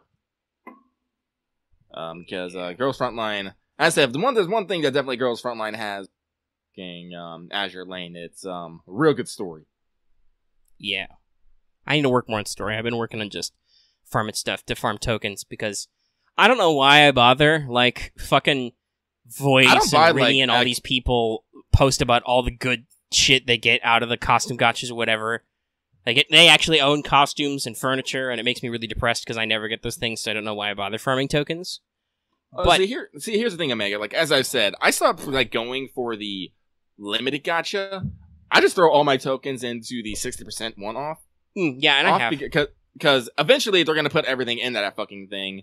And if I'm just collecting black cards, I'll, like, as I said, it's not bad. Like, for the costume gacha, I don't know if we talked about this. We probably did, like, a long time ago when this first came out. We've probably mentioned it several times, because this was, like, the one thing that we weren't cool about with GFL until their mechanics happened. And then we were like, what the fuck is this map design? I lost you there. What? Nothing. I was just talking about, we probably mentioned the costume stuff before. Yeah. So, Girls Frontline safety system is anytime you get a duplicate costume, you get, and you use it, you get a black card, and you can redeem a certain number of black cards or just whatever costumes in the fucking, like just whatever fucking costume. It can be a costume that's on the limited or one that's in the Radiant collection. And I just got to the point of, like, I have, like, 7 black cards. The one I want is, or is it 6? I don't know. I have 7 or 6. The one I need is, like, I just need one more because I am dedicated to getting all of WA 2000's costume. The only one I do not have right now, I think, is the Halloween one, which is the Live 2D one, surprisingly enough. And I'm like, I don't need to be, like, spending money on this asinine chance of getting this costume when I can just go collect I stopped, other than maybe to get, like, other stuff done, I stopped spending gems on tokens because it's just not worth it. Yeah. No. And just, just trust my luck with the cheaper variety and get, like, enough costumes I'll be able to buy it. It's like it's a little bit more long-term plan, but it's gonna save me money and probably some heartache in the fucking future. So that's what I go with. And that's it. I just need one more black card and I'm there. And instead of having to save up 100 fucking tokens, I just have to save up 60. Booyah! Yeah, and I've switched to doing that. It's just like, I don't know, it's still kind of like slow, and I feel like I don't ever get rewarded because I've hardly ever rolled a costume that matters out of that thing. It just depresses me a little. And I think that's the nature. But hey, at the very least, the event shops usually, like, once I realized, like, what the angle Girls Frontline is trying to get me to do and how much I don't care about it, it's like, get this dumb pigeon as a pet. Buy more costumes for Kalinka. I'm like, no, fuck you. I don't think it's adorable that she's constantly hitting me up for money. She's just a reminder that you guys are constantly hitting me up for money. At least it's honest. I mean, that's true. But at the same time, it's like, and a lot of these, like, special icons, I'm like, I mean, I guess they're less expensive than trying to buy icons with fucking friendship points, but, like, most of the time I don't care. Like, very rarely I'll see a cool base background or something and I'll be like, oh, I want that. Like, I bought the Christmas one, and so when it's Christmas time, I'll probably switch to that because that's cool. I bought the fucking Arctic Warfare one. I'm like, this is badass. Yeah. But they occasionally have fun stuff like equipment in there, which is really, really good. And I'm like, yes, something that actually fucking matters. Give that to me. Yeah, in the event store, I bought all the fucking tokens first. Like, that was the media person. Then I started worrying about other shit. I technically buy the tokens second, but that's after I buy, like, the equipment. But then otherwise, it's just like, I'm gonna get the tokens, and then maybe if I have some left over after I've bought 100 tokens or whatever, I'll buy, like, a piece of furniture or something dumb. I do feel like I'm building up too much furniture I can't throw out, though. I need more dorms to store it all in. Well, having more dorms increases your... Fuck, what time is it? Oh, God, let me get my fucking batteries before I fucking get... No! I need those! I'm so full on batteries, dude. It's not even I'm funny. not! Anyway, yeah, so Girls Frontline did that. Do you want to also talk about Azure Lane really quick? Azure Lane, yeah, they also came out with a new system. They came out with the Awakening. Basically increases the level cap for level 100 ship girls. Basically how it is now you collect a new resource. It's a something chip. I can't remember the fucking name of it off the top of my head. I'm in Girls Frontline now because fucking batteries. It's a blue pull. I also can't check because my phone with AL had to go charge. But you collect them, you collect so many, like SRs take 200. I know this off the top of my head. And basically what happens is their level cap is brought up to 105. Well, hang on, someone said something in the Patreon channel. They know. Cognitive chips. Thank you, Qual. That's what they're called. They are called that. Oh, I got the monthly T-doll. She's cute. But it increases the cap to 105, and here's the pretty cool thing. Once your ship girl hits level 100, any XP she gains after that will be put into a stockpile that will be used once she's awakened. And technically, the game actually put this in before you could spend the chips even. Yeah. So, good on them, because, let me tell you, it takes you a fuck ton of experience, to get those levels. I think my Prince Eugene's like a level 3. My Fox Wives are like 104. As I said, and you can do this twice, to get them to, level 110. Which is arguably better than the way, Girls Frontline has a similar system, but I believe you need to oath a girl. Yeah. Which is kind of a pain in the ass because rings are expensive. Rings are expensive. I've only, oathed one girl in Girls Frontline. I haven't oathed anybody because it's just, I don't know if there's a character I actually like that much in Girls Frontline. I mean, I guess I really do like Lee Enfield. She's cool. She's my secretary. There's some, but, it's complex for me. Bitches. As I said, WA 2000 was my pick. No, yeah, obviously, you're really latched onto her, which is why I always remember when I see, because other people are latched onto her, and I see a lot of art. Yeah. Let's see here. Okay, I got my batteries. I can not... Oh, God, well, I'm full of surplus XP, so there goes 210 of them. God fucking damn it. So, is there anything else about Azure Lane we want to talk about besides just the reruns going on, and it's cool. If cool. If you missed Flutie and Sortie before, you get another chance, and also there are new ships. Mm-hmm. Which I got the one I was interested in, which was Mogami. After 60 cubes. Holy shit. As I said, there's news about the Azure Lane fucking... As I did, they came out with a new trailer. So it's gonna be good. Yeah, that's right. They did. Because, here's another subject. Motherfucking Anime Japan is going on right now, and they are breaking out all the fucking news. Yeah, I don't think even if we didn't talk, just for our normal episode scale, because we're at almost 2 hours, I don't think we have enough time to cover all of the stuff that came up from that. Yeah, there's been a lot of trailers and announcements and shit. Yeah, I would love to get into them, but... Whew! Oh boy. Well, hey, speaking really quick, though, of trailers and announcements, also, it was the fated day arrived. Atlas dropped a trailer for Persona 5R, which is Royal. Royal. There's a new fucking girl. Who's wearing your Shujin Academy uniform. Mm-hmm. Some people ask the question... Yeah, some people ask the question of if she was a female protagonist, like they did with Persona 3 Portable, but her dialogue kind of doesn't suggest that. Yeah, no, basically, the dialogue... it doesn't, straight up say that the speaker is the girl, but you kind of infer that, and she is actually kind of against what the Phantom Thieves are doing, so probably not. So we'll see. And also, I'd like to point out, it's only been barely 2 years since Persona 5 came out. The thing is, if you were able to, as cool as and adventurous I'm sure as it would be for them to do it again, if you did able to pick your protagonist gender in Persona 5, you'd have to basically rewrite and re-record the entire script over again. Mm-hmm. Maybe some of the core plot points would be okay, but, at the very least, you're talking about different pronouns the entire time. I don't know, how comfortable audience is with seeing a girl get beat up by police officers. There's also that. There's that. the opening is very powerful. Yeah. Now, and that's not even accounting for the fact that they'd have to probably significantly rewrite some confidants. Yeah. Though maybe not. I don't know. Like, there's some of those characters I could see swinging both ways, as it were. That's not something I think they did with P3 Portable. Though you could romance dudes as a girl, at least.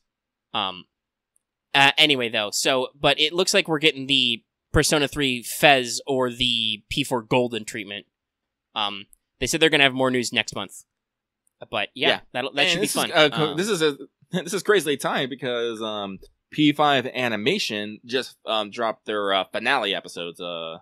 And so, I tuned into that. I didn't really focus too much on it. I just wanted to see them fucking fight Yashalach at the end. And they did a pretty good justice. It was alright. But yeah, so look forward to that whenever they talk about that, because that'll be really cool. Mm-hmm. I'm assuming it'll be the Fez treatment. There will probably be a couple new confidants who will use weird esoteric arcanas nobody's heard of. Because there's actually a lot of alternate arcanas in tarot. There may or may not be some new weird plot twists. Maybe a new ending or two, and there will probably be, for instance, when you get out of jail at the end, and then when you leave, isn't there a significant break of time there?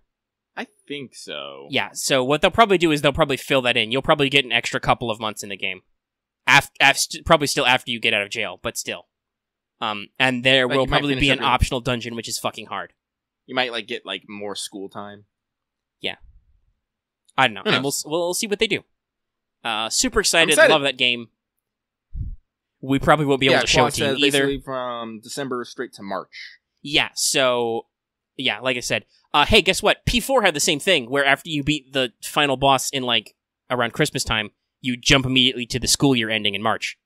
Which Golden actually put a couple of events in there, I think. I don't know if it actually gave you free time, but it put a couple of events. And I don't think it was actually... I think it was in Persona 3 the whole way, but... At least in Persona 3, there's another time skip where at the end of January, you do something and then it skips to the end of the school year. Because Japan is weird and, summer break is not the end of the school year, it's, the middle of the term. Yeah, no, Japanese school starts in the fucking spring. Yeah. With the cherry blossoms and shit. So, yeah, presumably you're looking at probably, like I said, another couple of months of playtime. And you're looking at probably 1 or 2 new confidants. Maybe some mechanics will be retuned. Hey, by the way, I know you have archived unused dialogue about romancing Sae, so put that back in, please. Yes, I want to date the lawyer. Excuse me. We're gonna fucking reverse psychologize her. Well, see, here's the thing. Specifically, in P5, Sae's confident thing doesn't. Yeah, Sae takes the place of the. Because the game normally has a story-related social link, which is the team. There's a social link for C's in P3. There's a social link for the investigation team in P4, which becomes the Seekers of Truth in a second one. That's really what Sae is for, is basically as you progress through the story and tell her your story, she levels up to the point where she trusts you enough to do the thing at the end. Yeah, but here's the thing. It only gets to 6, and then it just, jumps to fucking 10. It's wait. Yeah, I feel like if you gave her more, especially because hey, guess what? After December, you could actually hang out with her. Once you get out of prison and stuff. So, you could actually turn that into a real social link. No, you can even turn that into a real social link before that, because she comes to fucking LeBlanc occasionally to harass, Yeah, I guess if you're building the whole thing, you could definitely pace that out, I guess. Yeah. So yeah, you can still do that too. Because, honestly, you can put it, it's hey, she can literally approach you, be hey, I need, some fucking info. If you help me, maybe I can help you out. Because that's how fucking confidence actually, legit works. Yeah. So, no, so I don't know. They will probably do something to repace that a little bit, I think, if they have more time. Also, hopefully, poor Haru, hopefully she gets to do and exist more. The last team member is usually really fun, and they're usually so sidelined. Naoto has it pretty good because Naoto shows up as a recurring character beforehand. Yeah, and you still have significant amounts of time before you do the post-Naoto dungeon. And, like, here's the thing. And I actually want Akechi to be developed a little bit more. Like, but yeah, this is, by the way, this is something that I thought that it would be really rad if they did a female protagonist, because then you could probably date Akechi, which would be a super interesting confidant. Yeah. Similar to how you can, by the way, I don't know if you guys know this, but in P4 Golden, you get a social link with Adachi, which gives you a secret bad ending if you max it out. Which, it's really fucked up, but like, this is the kind of thing that crops up sometimes in these games. I wish there were more bad endings in fucking, Yeah, honestly, I mean, so there's... Like, maybe, like, they could do the same thing if you max out Akechi's, guess what, bad ending. True. As opposed to just, he die. Maybe he die? Question mark? Does he come back? We'll see. Like, see, here's it, like, this is what you gotta do. Like, you can get it to 9, but if you go to 10 before, you, make it to, pseudo, bad shit happens. You can only get it to 10 afterwards. Mm-hmm. As you truly understand his character. And then, like, because actually that's something they did in FES. There's actually a side character who's not even a social link, but there's a side character who lives who normally died, in P3 FES versus the original P3. Junpei's pseudo girlfriend character actually lives through her thing and has a recurring plot line where she's recovering in the hospital with amnesia. So hey, maybe you could visit Akechi in the hospital. Yeah, because as I said, like in true like a media form, you didn't actually see him die on screen. Fuck no, you didn't. You just, I think Futaba concludes there's no responses on the other side of the wall. Yep. But that doesn't mean anything. He could have just left. Yeah. He could have got shot and had to fuck off. It's completely plausible. So I hope they do, like, they are taking this opportunity to, like, fluff out these characters. Because as I said, like, again, like, Persona 5, fucking game of the year. And if they can do nothing but improvements to it, motherfucking game of the year again. I am ready to get down with that acid jazz. Mm-hmm. Let's see here. True Willpower of Despair. I named him True Willpower and he hasn't changed it back, so I think it's great. His being like, did you see that Shinji? What Shinji are we talking about there, Despair? Oh, also, yeah, Quap pointed out another good thing. In Portable, there's another one you can, there's another character you can basically save. Oh, Shinjiro. Yeah. But, yeah, so, we're super excited about that. Let's see, we don't got a lot of time left, but, the episode's already 2 hours, so it's fine. I want to just very quickly mention that, like I said, I've been playing Ace Combat 7. I've beaten it now. I haven't quite unlocked the super secret plane you can only unlock at the end of the campaign, but soon. Super secret planes from space lasers. Yeah, it's one of the original planes to Ace Combat because they have a couple of designs. But yeah, the game's fucking great. Dear Ace Combat, if you keep making them like this, I think you've made an Ace Combat fan for life. Also, by the way, apparently 7 sold really well. Can we get some HD remakes up in here? Maybe. Most of those good games were on the PS2, so they didn't really make a lot in the PS3 era. So it's kind of hard to go back in time, guys. Also, you made PSP games? Who the fuck does that? Give me this remix. But yeah, so 7's really great. I think, as far as I understand, it hits a lot of the concepts of Ace Combat really well. There are some fucking super weapons. There's some fucking super planes. This one's also really into UAVs and drone fighting and lots of information stuff. It challenges, it has a pretty dark, deep storyline that, like, asks you some fucking real-life questions, which, of course, are all asked to you because you are Trigger. Trigger doesn't have Trigger, the main character pilot, doesn't have a single spoken line of dialogue, and is only ever seen wearing his pilot helmet, which is completely reflective. So they are a masterful self-insert, and yeah, so it's really good to ask these questions, and it has the music is great. I know that's an Ace Combat standard. I had a lot of fun playing it. I heard some people say that supposedly they thought it was still a little bit difficult if you weren't used to flight simulators or the games. I didn't find it that hard playing on normal. There were some parts I had difficulty with, but some of that was just because I didn't work my way down the aircraft tree a little bit to unlock more planes. once I did, I was able to, like, if you can get ahead of things, I was able to, like, get in there, and I was able to, like, for example, finish the last couple of missions in the F-22A, which is one of the highest leveled planes. And for multi-role stuff, I use the F-35C. So, yeah, you definitely have to be a little smart in buying your planes and spending your points you get from campaign multiplayer, otherwise you may have a hard time. Theoretically, you could do the whole thing with a fucking MiG-21 fishbed, though, if you wanted. Be really old school. Just, I'm not that old school. I want to fly cool planes. But yeah, it's got some great moments in it. Like I said, really great storytelling. The characters and the incidental dialogue are pretty fun. The game is beautiful. Like, it really uses the hardware it's got. It has a lot of interesting subsystems with, like, weather and clouds. Like, I think I mentioned this before. Passing through a cloud can make an enemy lose their lock on you or have a harder time homing in on you. Certain clouds are thunder clouds, and you can get struck by lightning. Yes, no, you can literally do high G turns, and you can do some fucking 0-point turns, pop a couple colbits and stuff. Like, you can do some fun stuff. I didn't do it myself, but you can stall in the game. You can do actual real life post stall maneuvers like a Pujitev's Cobra, where you flare up and, like, do the Top Gun thing where you slam down the brakes. There's giant fucking flying aircraft carriers you can blow up. Those are super fun, you know.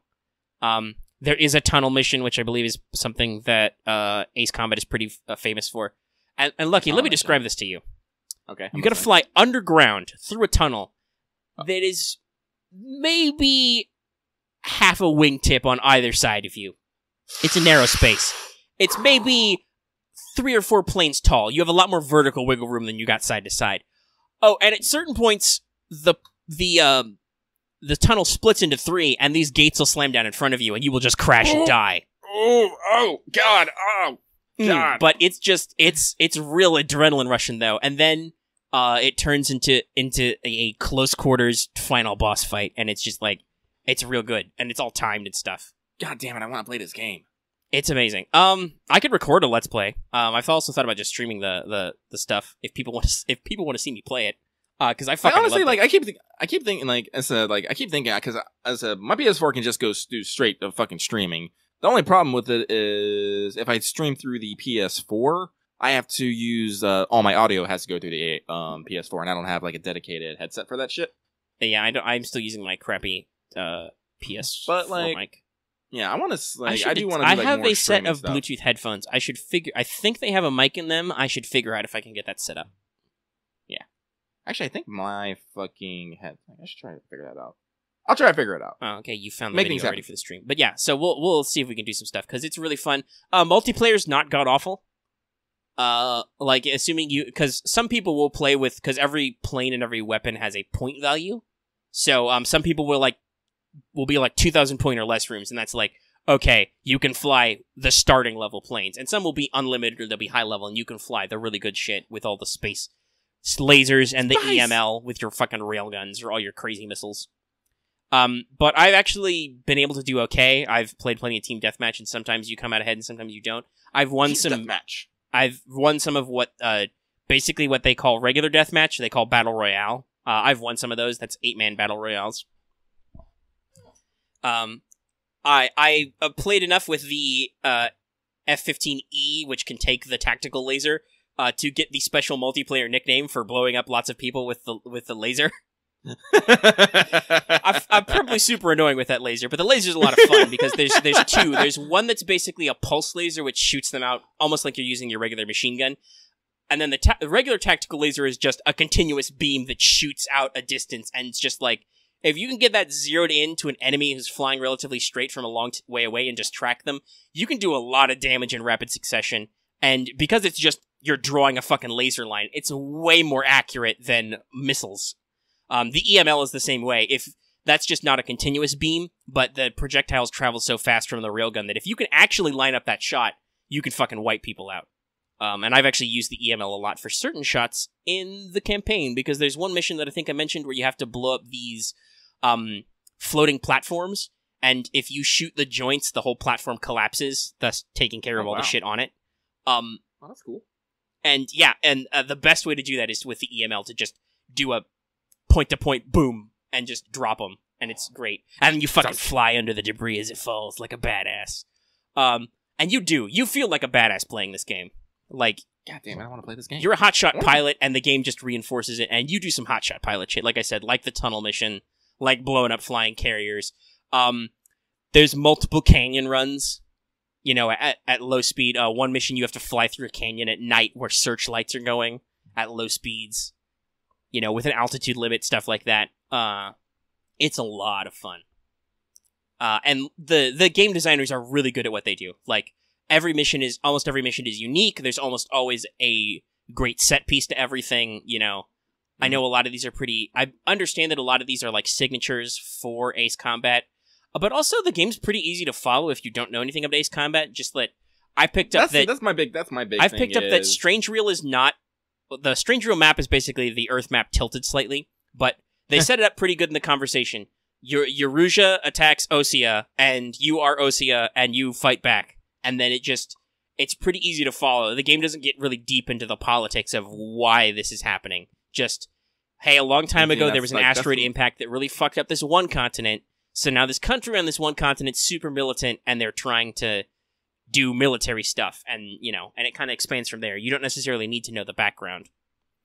That's one of my reasons I always get, like, iffy about games that have, like, numbered entries. It's like, all right, so this one came out and looks really cool, but do I need to know, like, what happened in the past, I don't know how many fucking games to make sense of this game? Yeah, I mean, at the end, there are a couple legacy characters who you have no idea who they are, but the story still presents them and what they're doing as important. Mm. And there's one question of, the country of Belka comes up a lot, but basically all you need to know about them is that, Belkans are the villains in a lot of these games, and I think it was Ace Combat 0, they nuked themselves rather than be conquered, basically. Oh, God. So, like, they don't have a homeland anymore, which is why they're kind of shifty, and they show up at a couple points in the story.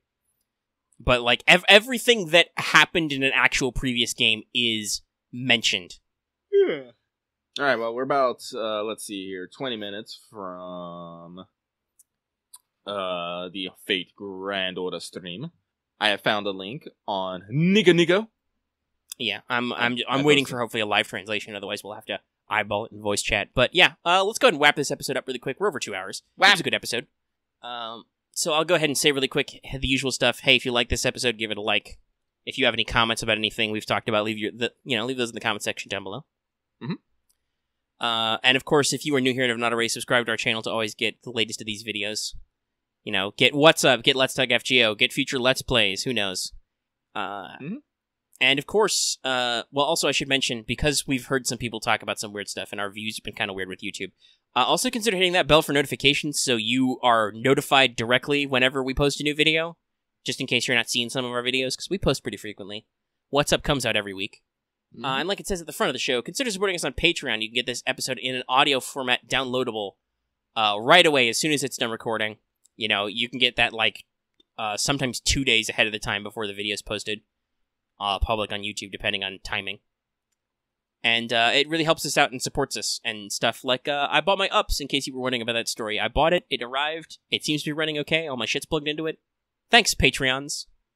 Now, hopefully, if there's a power thing, I haven't had a chance to test it yet, we don't have to worry about that, which is good. Because fuck the weather. Fuck the weather. Also, fuck the weather in Ace Combat, goddamn. There's this one map that has, like, tons of lightning storms. I got struck by lightning so many times. It doesn't hurt you, it just fucks up your HUD.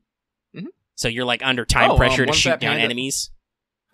Well, in this outro, I wanted to actually bring this up, because One Fat Panda is in our page, is live with Lucky happening next week.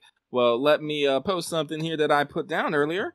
Yes, right now on our Patreon, which I'll be sharing to our Twitter now, so other people can see it. We are taking live with Lucky suggestions. Basically, for the next week, I want people on our Patreon to give suggestions on shit they want me to talk about. I said, unfortunately, the initial suggestion phase is just for patrons, but it is literally for everyone at the $1 and up level. So if you want Lucky to do some deep thoughts on a subject you would like talked about, you know, throw us that $1, and we'll see if your subject makes it into the show. Right now, the date is gonna be a public show, which means I'm gonna open it up to everyone in the Discord to listen on March 31st, 2019. It's gonna be the last day of March, and I hope to see everyone there. And also, at some point after the last day of March, we also, if you're a patron at any level, we are still taking patron questions for anything. So, Yep. We've gotten a couple. So right now it's going to be a short show, but we'll do it when it comes up. And you've got until the 31st to post in that thread and get into this month's question. And much like Live with Lucky, the actual video version of that will be public. It's just the questions are only taken from patrons. Yep. All right, that's everything, Lucky. Let's go watch a stream. Gotta watch a stream. I'll see you guys on the flip side.